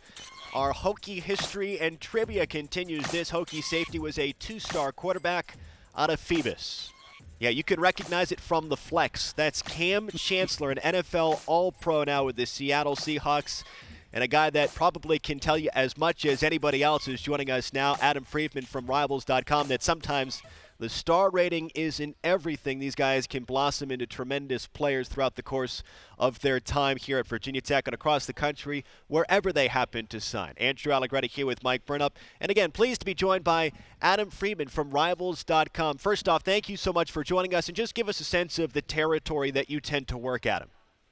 Well, guys, thanks so much for having me. I'm based out of the Maryland area, but I cover every major Division I recruit from North Carolina up to New England and out to Pittsburgh in West Virginia. So about 500 Division I players per class, and we end up covering 3, 4, sometimes even 5 classes at a time now at Rivals.com. So it can get pretty hectic. All right, indulge me for just a half a second. As a Maine native, when is the last time you've actually seen a quality football player from the Pine Tree State? It's very rare, yeah. But every once in a while you get an email from a kid that you need to watch his film and just make sure that you're not missing anything. Yeah, my own personal athletic ability can verify the fact that nobody comes out of the 207 playing sports at all very well. All right, let's talk about some guys that do play it fairly well, are playing at Virginia Tech. Let's start with the guy that, of course, has grabbed the headlines for Virginia Tech out of the 757, and Devin Hunter. Why was this young man rated so heavily? Well, Devin, we've been following him really since his freshman year. He's such a versatile player. We've got him at 6'1", about 205 pounds or so. You can check out all of his measurables at HokieHaven.com. And we really appreciate the versatility that he brings to the defense. He's such a physical player, whether it's wide receivers down the field or coming up into the box and playing against the run. I loved his instinctual nature. He really does a great job of picking off passes or knocking down passes. And more so than that, he's just a great leader on this field. He can rally the troops, and he's a very influential guy in that pivotal 757 region. I think landing him signals the staff changes really shouldn't affect the recruiting in that area. Adam, talk a little bit about Dylan Rivers as well. Dylan is a great prospect. Landing his commitment really signals the recruiting strength of this new staff. Flipping him from Penn State really close to signing day. I think Rivers has a ton of ability. He's going to be able to contribute fairly early at Virginia Tech, about 6'3", 225 pounds or so. Does a good job flowing to the ball, sees running lanes quickly, and his best football is definitely ahead of him. I think he's going to develop tremendously in Bud Foster's system. Okay, so the first two guys that we just talked about are on the defensive side of the football. And, of course, Hokie fans are going to be really clued in on the offensive side, losing Gerard Evans, losing Isaiah Ford, losing Bucky Hodges to the NFL draft, plus Sam Rogers, who's a guy that is leaving the program, of course, with graduation, and hopefully the NFL draft for him as well. So right atop the list is going to be Hendon Hooker for Virginia Tech out of Greensboro, North Carolina. So I'm curious what you think about him, and I guess in totality the offensive group that Virginia Tech was able to bring to Blacksburg this year. Well, in talking with my coworker over at Hokie Haven, Tim Sullivan, he's really high on Hendon Hooker, and so am I. About 6'5", 200 pounds or so. He's a tremendous athlete. If you watch some of his basketball highlights, he just jumps out of the gym. His quickness, and he's such a smooth runner. I think he's going to be able to see the field early and create a lot of problems for defenses with his feet. He's going to gain a ton of yards on the ground, and he has an arm that can get the ball down the field. One of the things that I really liked about him was that he plays within the system. He knows where the ball is going. He makes good reads, and he gets the ball there. And I think that's going to translate very well to Coach Fuente's offense. And looking at the offense as a whole, you see a lot of team speed brought in. Sean Savoy on the outside, the wide receiver. You've got Caleb Farley, an early enrollee, a big-time athlete, should be really good for Virginia Tech at wide receiver. And then there's a number of guys that I think Virginia Tech took some strides with on the offensive side of the ball. Yeah, another wide receiver there, Adam, was Hezekiah Grimsley. What do you know and can tell us about him? Hezekiah, about 6 feet tall, a really good route runner, and makes some really athletic catches. I think he's going to bail out the quarterbacks a lot. You're going to see him making a lot of first down catches over the middle of the field and being able to make cornerbacks second guess their moves when he puts his double moves on them. One thing that stood out to me about Hezekiah as you go through the bio is the fact that he was All-State honors at Lafayette High School on the offensive, defensive, and special teams side of the football. He's a guy that here in Blacksburg we've got pegged for somebody that probably wears that number 25 jersey this upcoming season if he sees the field. Next one for you, Adam, is Bryce Watts, a defensive back from Toms River, New Jersey. He's 6'1", 185. As you guys take a look at him throughout his recruiting process, why was he somebody that is appealing to college teams? You look at defensive backs, all of the guys that are 6 foot, 6'1", they're so coveted because they can cover those big receivers that always give defensive backs problems. And if you look at Watts, he's got the size, he's got the speed, he comes from a good training group up in New Jersey, and I think that that's going to translate well. There's a lot. I like to say with players a lot, the clay is there, and Bryce Watts, the clay is there. The defensive backs coaches at Virginia Tech are going to have a lot to work with and really be able to mold him into the player they need him to be, whether it be cornerback, whether it be slot cornerback or safety. They're going to be able to move him around a little bit. Adam, how about Rayshard Ashby, another linebacker out of L.C. Bird High School? Big kid, 230 pounds, 5'11". Tell us about him.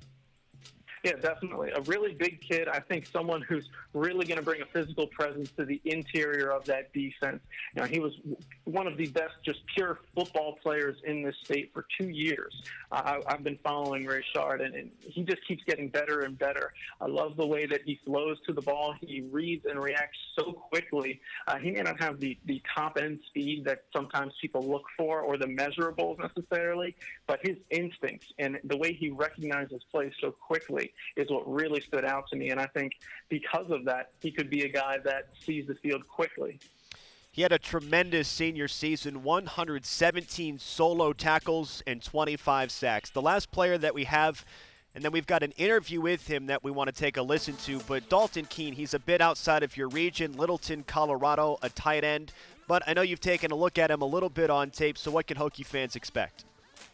I like Dalton. He's about 6'4", 6'5", and really does a good job of tracking the ball when it's in the air. He's got pretty good hands, and a guy that size presents a lot of mismatches for defensive players, whether it be a linebacker or a safety that's trying to cover him. He's going to be able to use his size, catch the ball with his hands, and really not be one of those guys who's a liability as a run blocker. So I think he's kind of the total package when it comes to a tight end. His father, Wesley, played football at Murray State. And, of course, here's your connection, Hokie fans. He roomed with Charlie Wiles, did his father. That would be one heck of a dorm room to be involved with. Oh, what? Is that good or bad? Depends on the day, depends on the evening, depends on the early morning. Woo. All right, he's an early enroll. He had the opportunity to sit down and talk with John Laser. Here's John Laser and Dalton Keene. All right, we're here with Littleton, Colorado's Dalton Keene. Dalton, first of all, welcome to Blacksburg. I just mentioned it right there. You're the first ever commit from the state of Colorado. You have an interesting backstory as to how you became affiliated with Virginia Tech. What attracted you to Blacksburg? My dad was actually roommates with Coach Wiles at Murray State. So that's kind of how we got connected there. But I came out for a couple of camps over the summer and some visits, junior day, and I just fell in love with Blacksburg and the environment that everyone here brings. You know, everyone here just seems like a Hokie, and it's kind of one tight-knit family. You were somewhat of a do-it-all player in high school back in Colorado, linebacker. You ran the ball quite a bit. How do you envision your role here, and what have they told you about where they'd like to start incorporating you with this program? That was actually part of the reason why I chose here too, is just the versatility of my position. You know, I'm not just a tight end. I can play receiver, or you know, I could be in the backfield, but they're looking at me as an H-back, which is a lot to handle, you know, coming in as a freshman, but I think I'm ready for it. Well, Dalton, again, welcome to Blacksburg. We're glad you're here. Thank you. That's Dalton Keene. This is Signing Day Live. A thank you to John, a thank you to Dalton Keene, and as we say goodbye to Adam Friedman from Rivals.com, Adam, thank you so much for taking a couple of moments and talking with us about this Virginia Tech recruiting class. Absolutely. Thanks for having me. Congrats on a great class. Again, that's Adam Friedman from Rivals.com. Plenty more coming up. We've got about 45 minutes or so left on Signing Day Live. Again, if you've missed anything, don't forget you can check it out later on Hokiesports.com. Bud Foster, Coach Cornelson, Zon Burton, Chuck Cantor all joined us. Adam Friedman, you just heard. And coming up in just a moment, up next with us is the athletic director, Mr. Whit Babcock. Joins us right on set when we return here on Signing Day Live. Pull that knee up, lift the toe, get through the chin. Good work. That line. Finish out, finish. Good, come on, I want to see it finish. That's what I want to see. Let's go, Cam. Let's go, baby. Start that.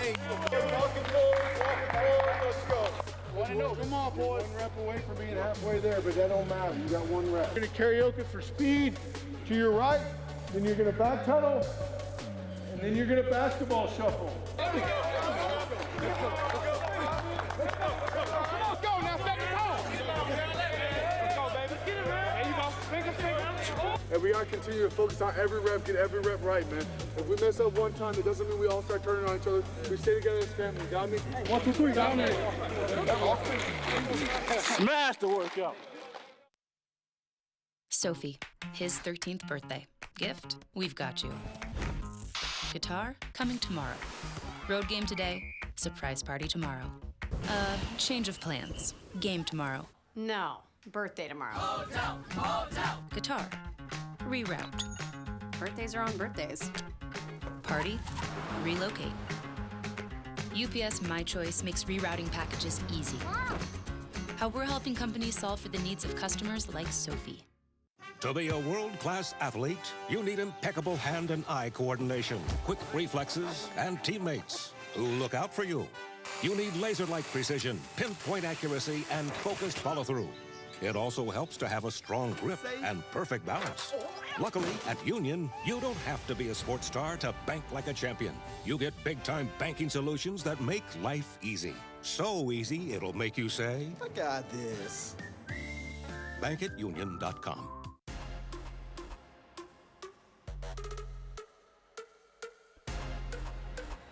Touchdown! The Hokies have taken the lead. We keep getting stronger. We keep performing better and better today for the day. Y'all got me?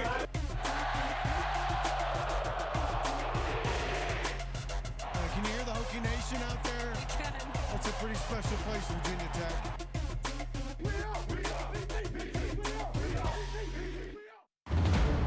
The 2016 Nissan Altima.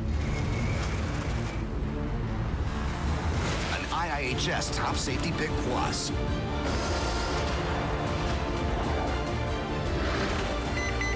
With forward emergency braking that could stop for you. Get to your local Nissan store today. Take on sudden stops. Get to Nissan, proud partner of the Virginia Tech Hokies. Let's go, Hokies!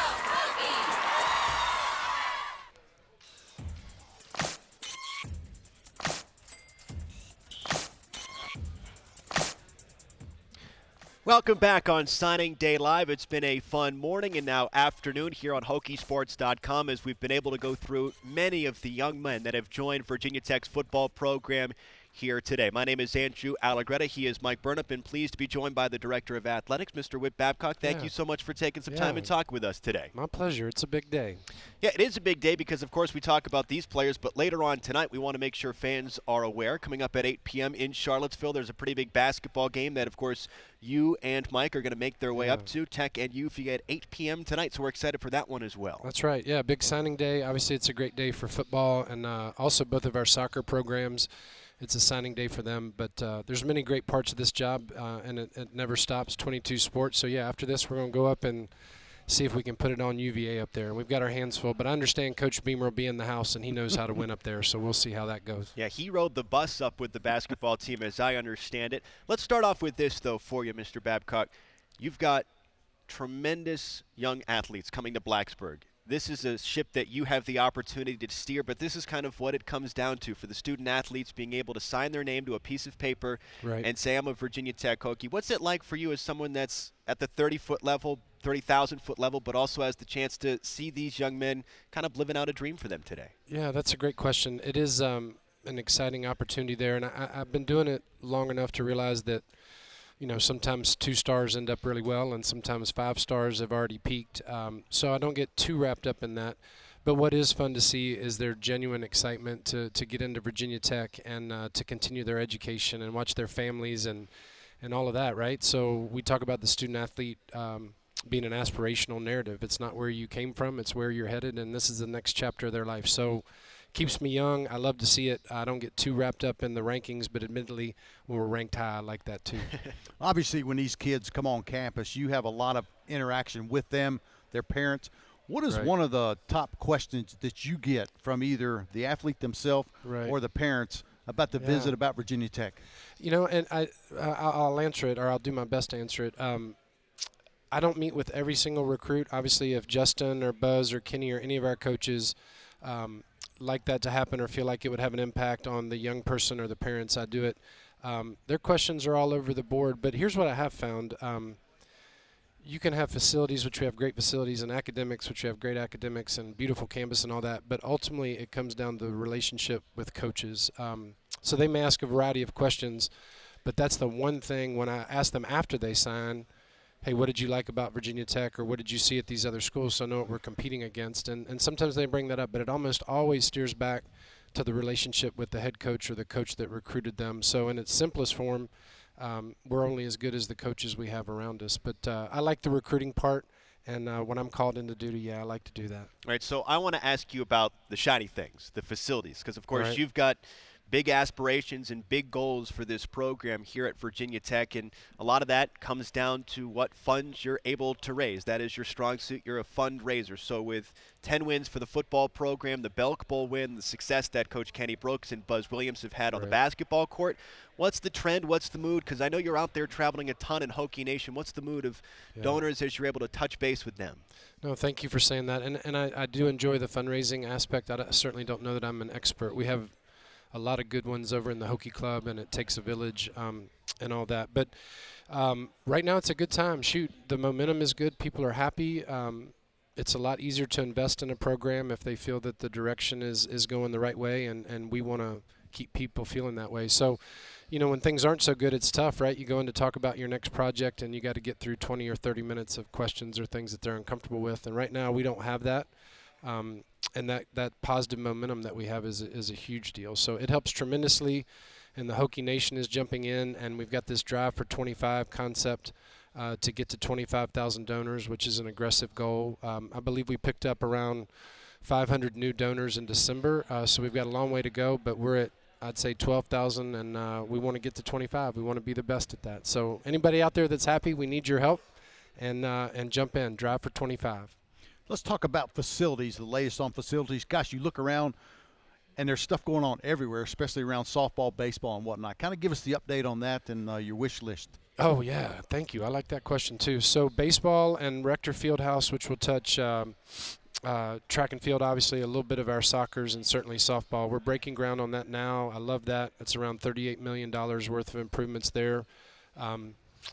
We always want to make improvements in football and in the Coliseum. We're doing that. But the next thing on our list that we're really excited about, and we'll start to get our plans together and fundraising together, and is upstairs in this building, is in the Bowman Room. It's great real estate, so to speak. It hasn't been renovated in a long time, and we feel like instead of using that facility 50 days a year, we could use it 300, and we could have it as a dining hall and team training table and an upscale donor area or for basketball games, study halls, etc. So facilities here, we feel like our edge, and the student-athlete experience, we can't always outspend everybody, but the things we build, we want to be really high quality. And right out to our left here, this indoor football facility has been a game changer, and so if we keep doing stuff like that, we're going to be just fine. It's always exciting for recruits to come to campus and see a shovel and dirt and backhoes and know that there's progress and movement for them when they come to Virginia Tech.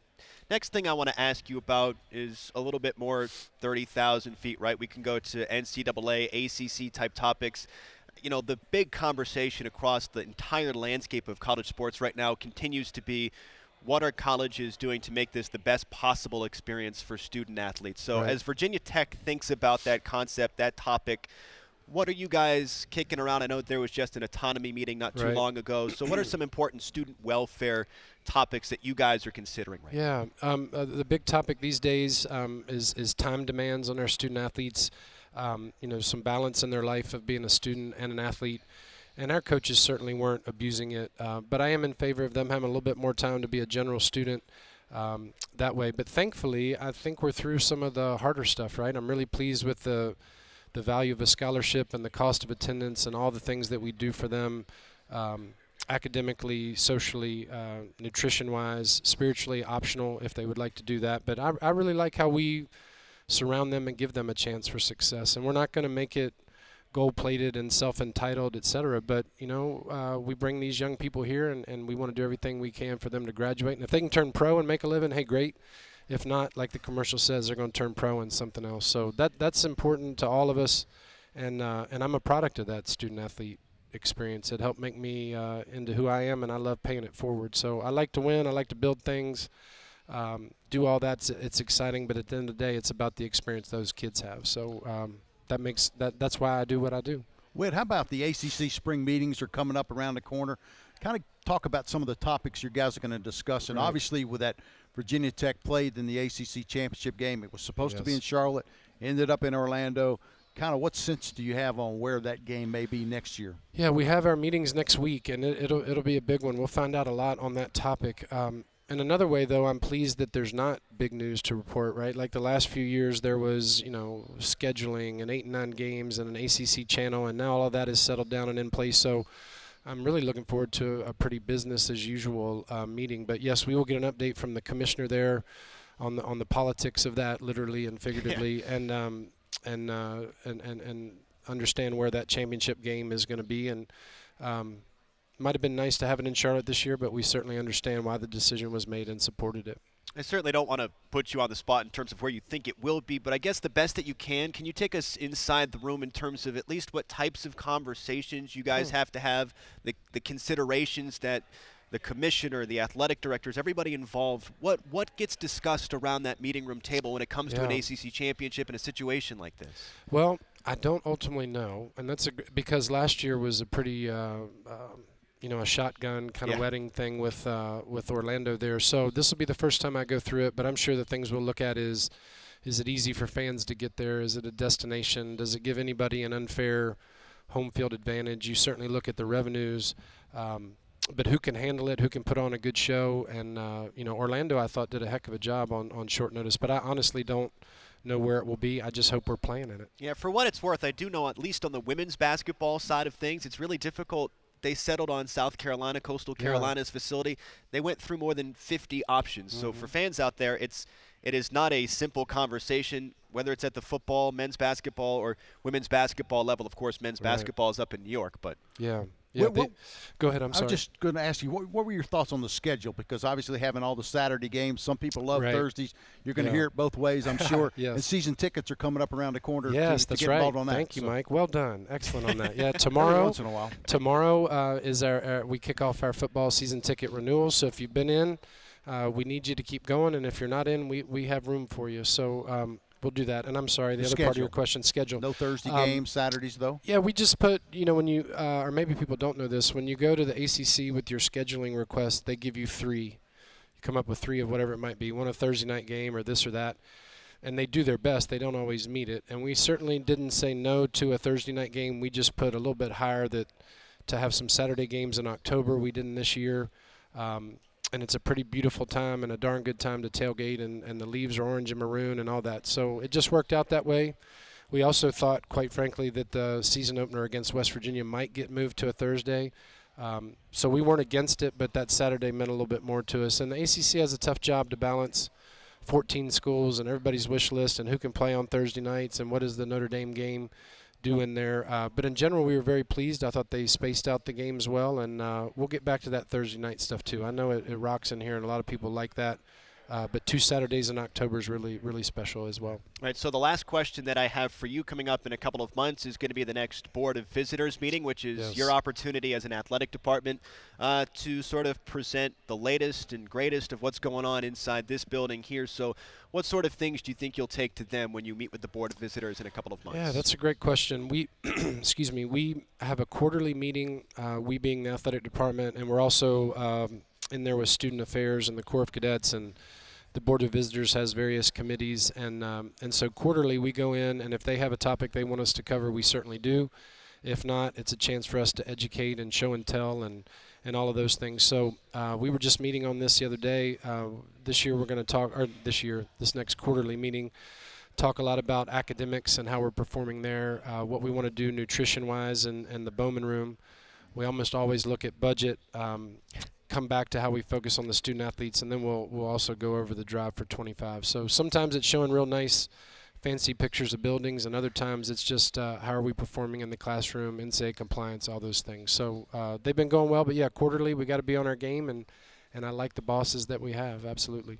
Sounds like this time around it's going to be an Excel sheet presentation for you guys. It'll be somebody a lot smarter than me that puts it together in a fancy presentation, but we'll have John Belen and Tom Gabbard and Jenny Zabinski and Desiree and some others, so I don't always have to be the one doing the talking. Hey, before we let you go, we want to introduce you to at least one player here, and this is a guy that's coming all the way across, let's see, the Pacific Ocean, crossing the country. He's coming from Australia. Yes. A punter from Australia, Mr. Bradburn, has joined the program. We've seen the women's basketball program do this the past couple of years. Vanessa Panousis on the program last year was Hannah Young from Australia.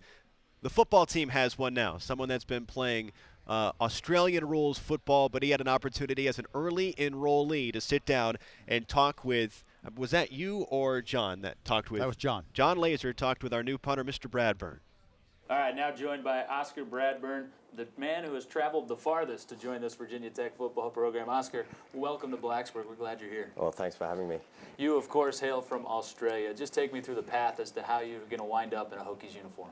So midway through 2015, I tried out for this academy that we have down under called Pro Kick Australia. It's run by Nathan Chapman and Johnny Smith. They run it in Melbourne. And I finished school and then decided to make the move down to Melbourne and start training. And eventually that led to what we have here today. So yeah. I would imagine part of that training is making the adjustment from Australian rules football to American football, as we know. Exactly, What's the biggest challenge going to be in that area? Well, apart from the physicality of the bodies and whatnot in Australian football compared to American football, the type of ball we use, the sort of kick that we use, and yeah, those traits are definitely difficult to comprehend. And, yeah. Well, if you see any kangaroos here as well, you're probably dreaming about home too. But welcome I'll to get Blacksburg. homesick if I see one. Congratulations on a big day today, Thanks Oscar. so much. Welcome to the program. Thanks. That's Oscar Bradburn, also joining Virginia Tech. John, thank you so much. And Whit, thank you for taking a couple of moments and talking with us. We'd appreciate it. Yeah, my pleasure. Very proud of this coaching staff and the young men they've brought to us, and it's a great time to be a Hokie. So, yeah, I'm thrilled to be here. Thanks a lot, guys. Nice job. He's Whit Babcock. If you missed anything, by the way, of course, we keep mentioning the fact that everything can be archived and watched later on Hokiesports.com. That includes Bud Foster. That includes Brad Cornelson, Zon Burton, among others. Up next, he's the head coach. Justin Fuente joins the program to talk about this group. Statement 17 coming to Blacksburg.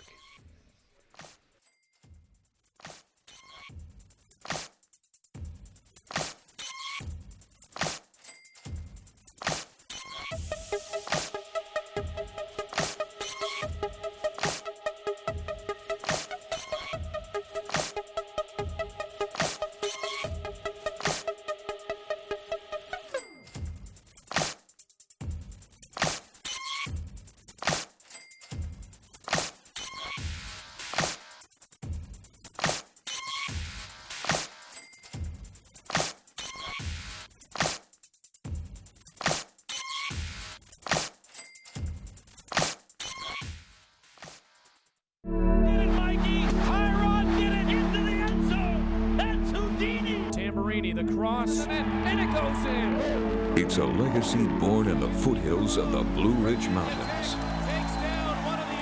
Made of Big East and ACC championships, nurtured by names like Vic, Tensher, Curry, Harrison, and Castlin. Built on the dedication of tens of thousands of student athletes and hundreds of thousands of alumni and fans through the years. When you wear the VT, you know this is home. Help us write the next and greatest chapter in the story of Virginia Tech athletics. Virginia Tech has accomplished a great deal, but we are never finished getting better. Virginia Tech has the 10th ranked budget in the ACC. We rank 11th in fundraising dollars per year, and under 4% of our alumni currently give back to the Hokie Club. In order to continue providing quality scholarship opportunities, and in order to compete at the highest levels nationally and in the ACC, we need your help. We need your help to join us in the Drive for 25. My scholarship changed my life, and I know that a scholarship can change others. That's why Cheryl and I donate to the Hokie Scholarship Fund and why we support the Drive for 25. The Drive for 25 is geared to have 25,000 Hokies commit to the Hokie Club and our athletes. I want to continue the tradition and bring national championships home. I want to impact the lives of our student athletes and ensure success upon graduation. I want our student athletes to be leaders on the court and in the game of life. This is the best way for you to be a part. Your gift to the Hokie Club on the road to 25,000 members helps fund scholarships for our student athletes, reach dreams unimaginable, go places unthinkable, and give student athletes chances to go beyond their natural potential. Like I've said many times, we're all in this together. We need all the Hokie Nation to commit to the Hokie Club, supporting scholarships for our student athletes. Now is the time. Hokie Club donors make a difference. Join us and help us. Commit today at HokieClub.com. With you, we can make it. With you, we can drive for 25.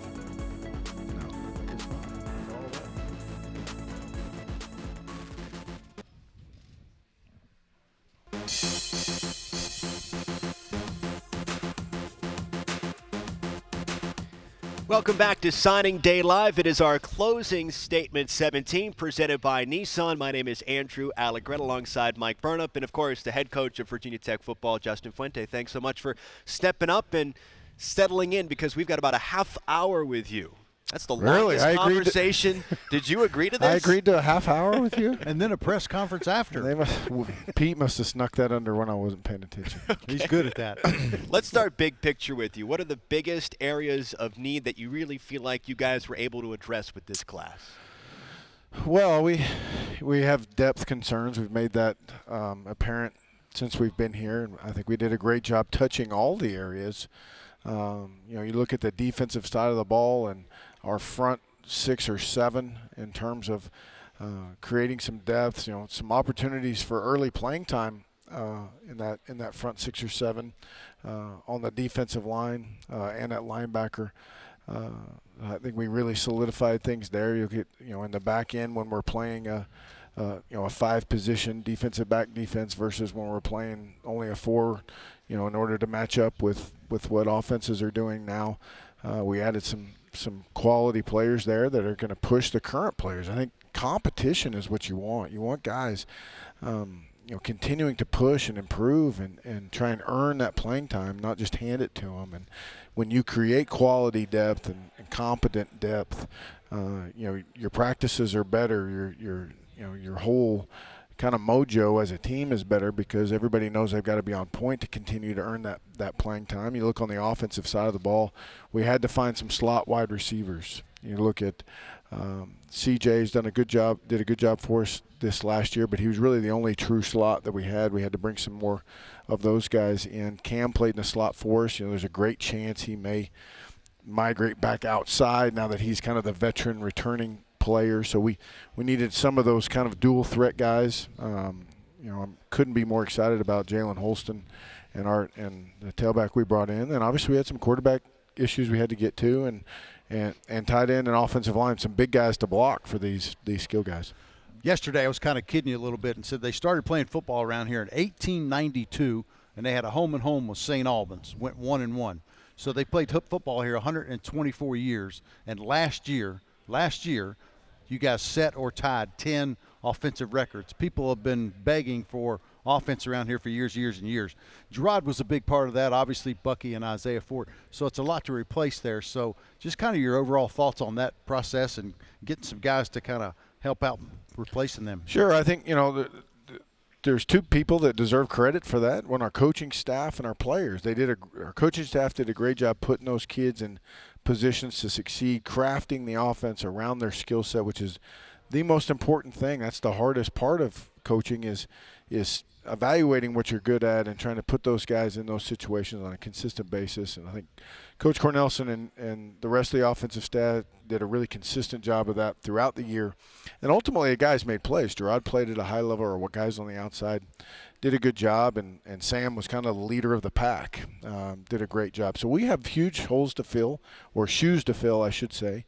And then, not just that, but in term also crafting the offense so that, whoever plays quarterback, skill set will be different than Gerard's. Whoever plays the boundary wide receiver position, skill set will be slightly different than Isaiah. So we've got to do a good job of crafting that to give those guys an opportunity to have success, which I know we'll do. It's what we've done every stop of the way. People always ask, what's your offense look like? And so what do our players look like? When we were at TCU, it looked a little bit different. When we were at Memphis, it looked different. And this past year at Virginia Tech, it looked different. And this next year, it'll continue to look different. Hopefully, we'll be able to have some versatile guys that can cause some mismatches for defenses and continue to stay efficient. By the way, Mike, how did you play in that game back in 1892, my man? I caught 3 passes. And set the all-time record back in the 1800s. Congratulations, by the way. I want to talk about some of the top players for you. Devin Hunter, of course, is the name that's on the tip of everybody's tongue in this 2017 class. Why is that, and exactly how will he be able to impact this rockin' stadium that we look over our shoulder in Sea Lane Stadium? Well, he's a shining example of everything that's right. When you look at his support system, from his parents to his aunts and uncles, the people that are involved in his life are incredibly supportive for the right reasons. Devin, it took incredible courage for him to make this decision to come to Virginia Tech, and he did it for the right reasons. He's a mature young man. He's a highly intelligent young man. Obviously, he's gifted on the football field with size and speed and athleticism, but incredibly high character guy that Virginia Tech is really important in his heart, and he followed his heart right here to set the stage for things to come, and really kind of send a message to the people in Virginia, people in the ACC, that Virginia Tech is working its way back. Josh Jackson had the benefit of being here last year, go through spring practice. Similar situation now. Your thoughts on Hendon Hooker, A.J. Bush, 2 quarterbacks? That's going to be obviously a big-time competition in the spring. Yeah, looking forward to getting those guys out there. It's kind of like a little bit, with some of our new guys, a little bit almost exactly like last spring. Everything was new to the offense was new to everybody on the offense last spring. All the personnel. Now it's new to a significant number of guys. We've got plenty of guys coming back up front, which is encouraging. That they should have a good handle on what they're doing, but should be a good battle. We'll continue to evaluate those guys and try and figure out what their skill sets are and craft the offense to those guys so that we give ourselves a chance to be efficient. As you see it now, what is Josh Jackson's skill set, and how is he able to at least move forward in a positive way during the time that he was on the sideline, communicating with Cornelson, yourself, with Gerard Evans, with the whole bunch, Brendan Motley getting better a season ago? Well, the first thing that jumps out at you about Josh is just his demeanor, his leadership skills. I think being the son of a coach, being around the game, that he was always players that played at Michigan when his dad was coaching there, whether it was Tom Brady or Elvis Gerback or whoever it was. I just get the feeling that he's paid attention to that, and does a good job trying to emulate that leadership style within his own personality. But that's what strikes you at first, is just the way he carries himself, his communication skills, his easygoing demeanor. But he's also highly competitive, and he certainly has talent. He can throw the football. He runs the ball well. And I'm anxious to get out there and get to work with him. I think he's getting comfortable. He's all of a sudden gone from the new guy to the veteran, in a matter of days, from having 2 guys that are older than he is on the roster to now he's the old guy. So he's handled that well, and I'm looking forward to working with him. Today's obviously the culmination of a lot of work that started the day that you got here assembling your staff. Talk a little bit about how you organized the mechanics and the logistics of recruiting and the areas that people had. Well, first of all, Chuck Canner does a great job pointing us in the directions that we're going. The recruiting is time. We time intensive. I mean, we just whether it's travel or lodging, but both finance and time, it just takes a lot of it. And we try and stay essentially in the region. We have coaches that have certain regions, but then we also bring in the position coach and the coordinator on that side of the ball very early in the process, quite honestly. We don't wait to do that. We get into our cross-section of recruiting, and and then you get the kids on campus, and then it becomes everybody else that touches them on a daily basis, from the equipment room to the training room to academics to their professors on campus. It takes all of those people have to take time out of their lives to come and talk about what Virginia Tech can do for the youngster.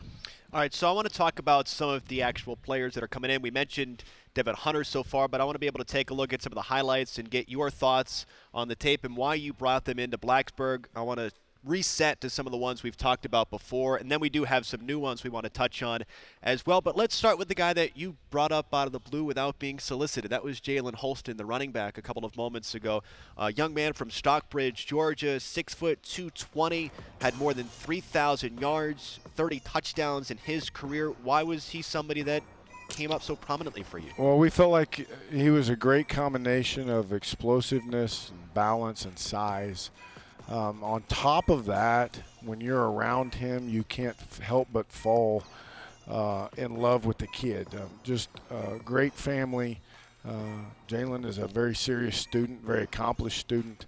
Had a very productive senior year. Was incredibly loyal to us when many, many people were trying to come in and pry him away.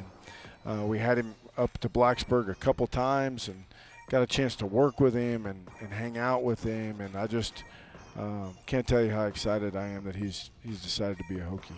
How about Dylan Rivers? Kind of give us your thoughts on him, a linebacker, big kid. Well, the thing about Dylan is, people read in the paper or whatever about him flipping, and they think that's an overnight thing, and that's really not. I mean, that started a year ago, and Coach Foster and I went in and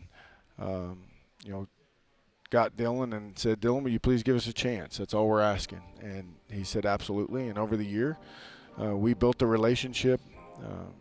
Coach Foster had already had it from recruiting him earlier on, and he and I hit it off as well. And I just think he's got a chance to have a great career. A highly intelligent, explosive, good football player that I think has a bright future here.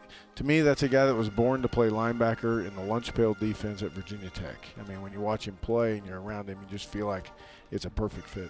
All right, so next one for you. I want to talk about A.J. Bush, the quarterback. Of course, we've talked about Josh Jackson quite a bit, mentioned Hendon Hooker a little bit, but 6'4", 220 out of Norcross High School in Georgia. Of course, went to Nebraska, Iowa Western, comes to Virginia Tech now. Why was he somebody that you wanted to bring into the fold?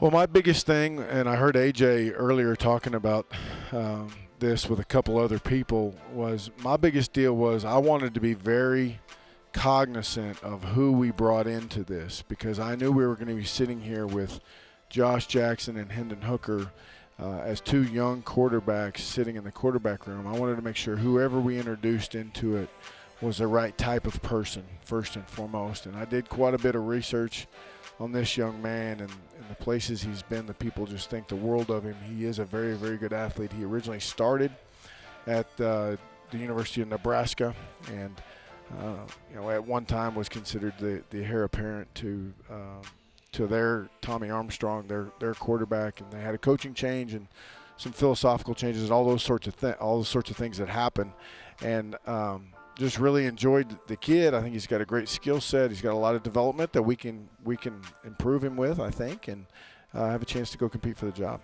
Coach, how about Jalen Griffin, a linebacker, a big kid, 6'2", about 230 out of Rome, Georgia.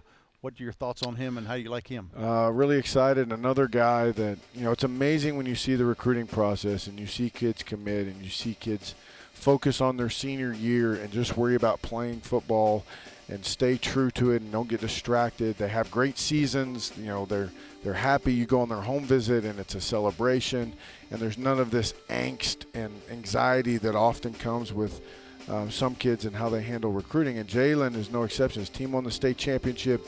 He was really, really productive. He's got his whole family plays on the defensive side of the ball there.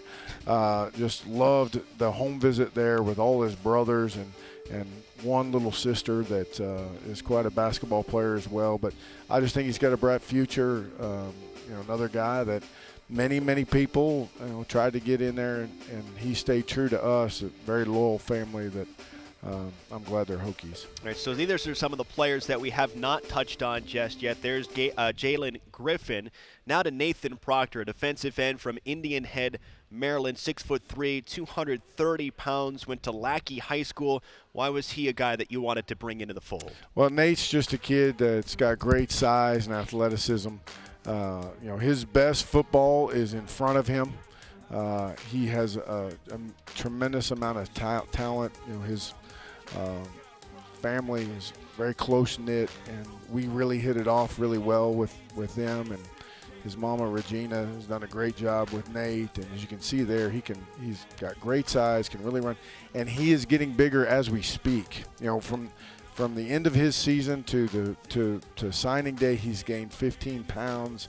I mean, he's just going to be a really big kid that I think's got a chance to be really productive.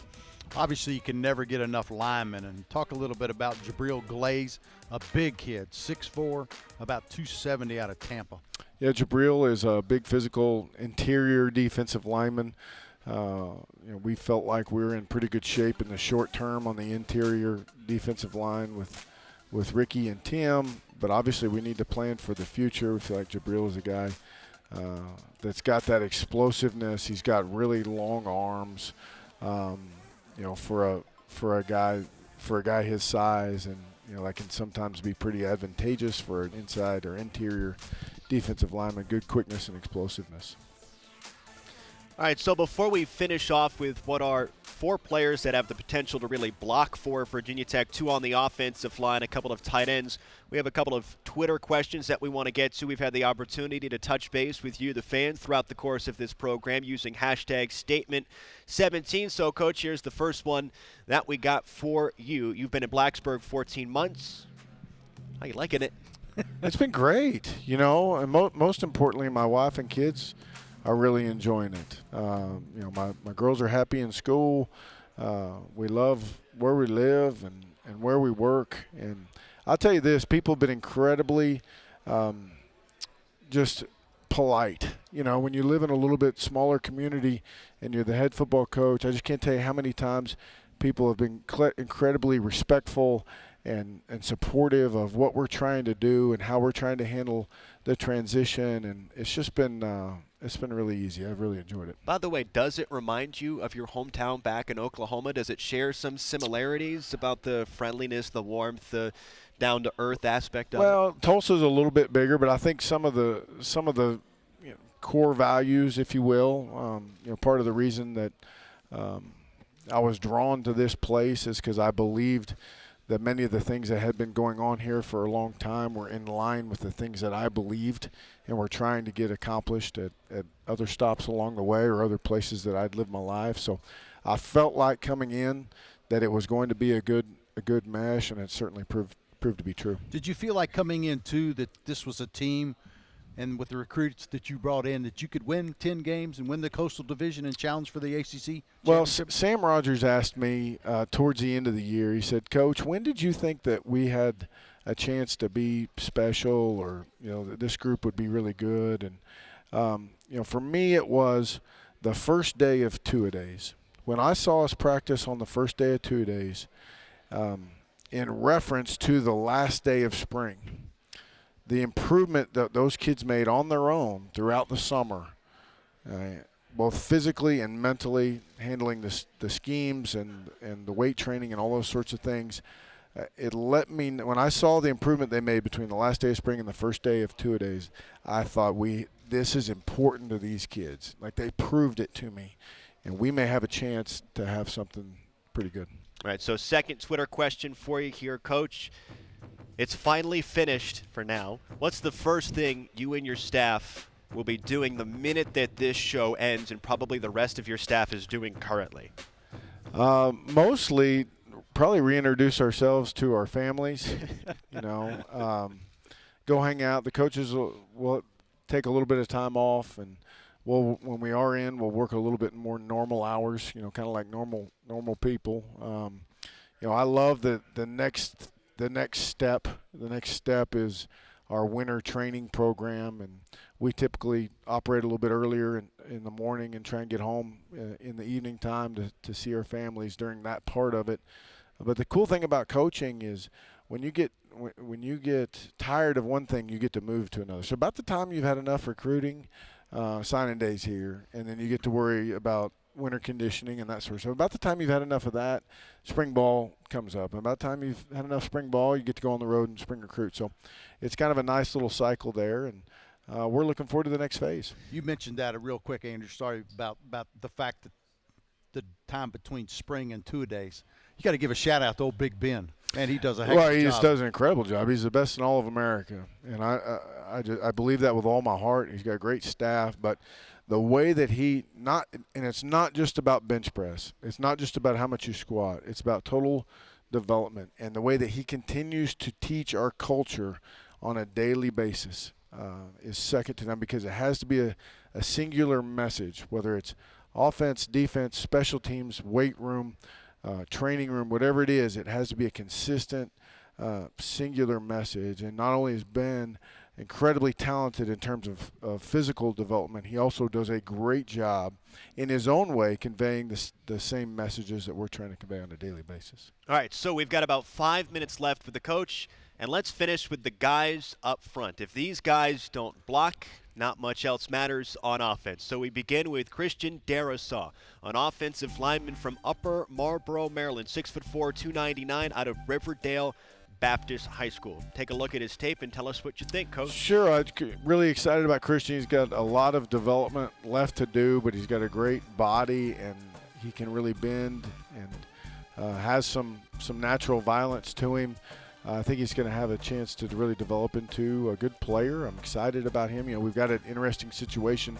We didn't graduate that many offensive linemen from the previous class, but we're going to graduate 4 next year. So we're trying to kind of prepare ourselves for that large loss next year. And as we know, offensive line's a developmental position, so it's very hard for those guys to come in and play immediately. So I'm looking forward to getting these guys bigger and stronger as we move through the months. All right, how about Aiden Brown? Talk a little bit about him. Silver Springs, Maryland, big kid again, 6'3", about 285. Aiden is a kid we had in camp, and we were just over the moon excited about his athleticism, his size and aggressiveness. I mean, as an athletic a guy as we've found, almost athletic enough to play on the other side of the ball. I mean, he is an offensive lineman, but that's the type of spring he has in his step. Another great example of an evaluation guy. I mean, great family, highly intelligent kid, but a guy that we had in camp and we got a chance to work with and we got a chance to see, and really excited about his potential. All right, next one up for you is a tight end from the not-so-metro area of Georgia, Fitzgerald, Georgia. Lacita Smith, 6'4", 260 pounds, a 2A first-team player by the Atlanta Journal-Constitution. A tight end, what'd you see from him? Love Big Lacita. Now, I'm telling you, he is an on-the-line tight end. We play with that on-the-line. We would like to play with an on-the-line tight end and an H-back that moves around. We just don't have very many of those, but this Lacita plays old-school football. I mean, they get underneath the center, and he can block the C-gap with as good as anybody in America. He's about 200 and almost 70 pounds. I mean, he's just a biscuit or two away from the 300 mark. I mean, he's a large individual that I'm excited that we've got coming our way. And another tight end, talk about Drake Dulius, I think that's how you pronounce it, out of Charlotte Providence High School. Another tall kid, big athletic kid. Yeah, Drake's another guy. Now, he's a little bit more in the H-back role. He's that versatile guy. He can really run. He's a good basketball player. Just his dad was a college football player, great family. Drake, I'm really, really excited about. He's kind of the the total package that we're looking for at tight end. He had to play quarterback as a junior. He did not enjoy that, but he did a good job with it and ran the ball up inside. And I think he's got a bright future. Another one of those guys that committed early, stayed focused, stayed true to Virginia Tech when many people were trying to come in there, and in turn had a good senior year, really productive and a lot of fun to be around. And by the way, Duilius went to the same high school in Charlotte, North Carolina as the famous Antoine Jameson, who played for North Carolina and went on to have NBA success, so a pedigree from the high school side of things. We've got a couple of minutes left. I want to sneak in one non-recruiting question to you. That's for the guys that did decide to turn pro: Gerard Evans, Isaiah Ford, Bucky Hodges, and of course Sam Rogers, who's going to make a run at the NFL as well. What opportunities? I kind of want to get your vibe and your flavor on what you think the NFL draft might hold in store for these guys. What sort of opportunities are out there? Because these guys built that 10-win season. They were a major part of it, so I want to make sure fans know what's out there for them. Sure. Well, I'm not sure yet. I like all three of those kids, and obviously with Sam, and each team has a different evaluation mode. I'm talking about the NFL team has a different evaluation mode, a different set of criteria they're looking for. What one person may like, the other one may not like. Those guys are all unique in their skill set. They do have some things that those people will be excited about. They're going to have great opportunities in front of them, and it'll ultimately be up to them to make the most of those. I think every one of those guys is going to get a chance. Where they're going to fall in the pecking order, I have no idea. I watch those guys on TV that are supposed experts, and then they pull up the actual draft, and they're only right about 20% of the time. So I don't know either. I know there's a bunch of phone calls coming in about those guys, and we're supportive of those guys and everything they want to do. We want them to represent Virginia Tech well and go on to great careers. Coach, how about a quick thought on the schedule and an open up against West Virginia at FedEx Field? Obviously, last year was Liberty, then Tennessee, but you're going to get right into the fire. It gets those kids' attention the whole offseason, doesn't it? Yeah, not much time to get your feet wet. You better be ready to rock and roll the very first one, and I'm excited about that game and the venue. I think it's going to be really special. It's great for our alumni base in the Northern Virginia area. They get to come out and see us, kind of like we're coming to them. Should be a great event, and then a very challenging schedule. We got the defending national champions coming to Lane Stadium, and we got 6 games, and then a bye week, and then the final 6, and it's going to be challenging. Just like we know, the Coastal Division is challenging. The ACC was the best league in all of America last year. Nobody can argue with that in terms of their record and what we did in the postseason and during the season, and I would anticipate it'd be very similar again next year. All right, Coach, I'm looking at my clock here. It says 1 p.m., so we are finished here on Signing Day Live. But before we sign off, a thank you to you, a thank you to everybody that joined the program, and a special thank you to the crowd here. This is something new for us, kind of a reception area here throughout the studio. We kind of put it together a little bit like an NFL draft kind of vibe, like there's the podium that the commissioner can go to right behind us. But a great crowd that showed up, and thank you to everybody that decided to swing on by here in the Players Lounge at the Virginia Tech Football Athletic Complex. Yeah, it was a fun event. I appreciate it. It's always enjoy doing these. It's a good day to be a Hokie. Good day to be a Hokie indeed. Mike Burnop, thank you so much. A thank you to John Laser, who appeared periodically throughout the course of this program with some of our early enrollees. Don't forget, as always, if you missed anything in this program, you can go back and watch it. What did Bud Foster think of Devin Hunter? What did Brad Cornelson think of Hendon Hooker? All of it will be archived right here on Hokiesports.com. And don't forget as well, coming up later tonight, 8 p.m. is the tip-off in Charlottesville. Mike is jumping in a car and heading up there in just a few moments to call the game. Virginia Tech and UVA, a critical Commonwealth clash coming up from the JPJ tonight at 8 p.m. My name is Andrew Allegretta. A special thank you to everybody that watched today. A special thank you to Hokie Vision. And I want to give one special tip of the cap to Daniel Sabatino back inside the studio, who did so much work putting this program together. Once again, congratulations to all the young men that signed and became Virginia Tech Hokies. And thank you to the fans for tuning us in here on Signing Day Live. Thanks so much for watching, and take it easy, Tech fans.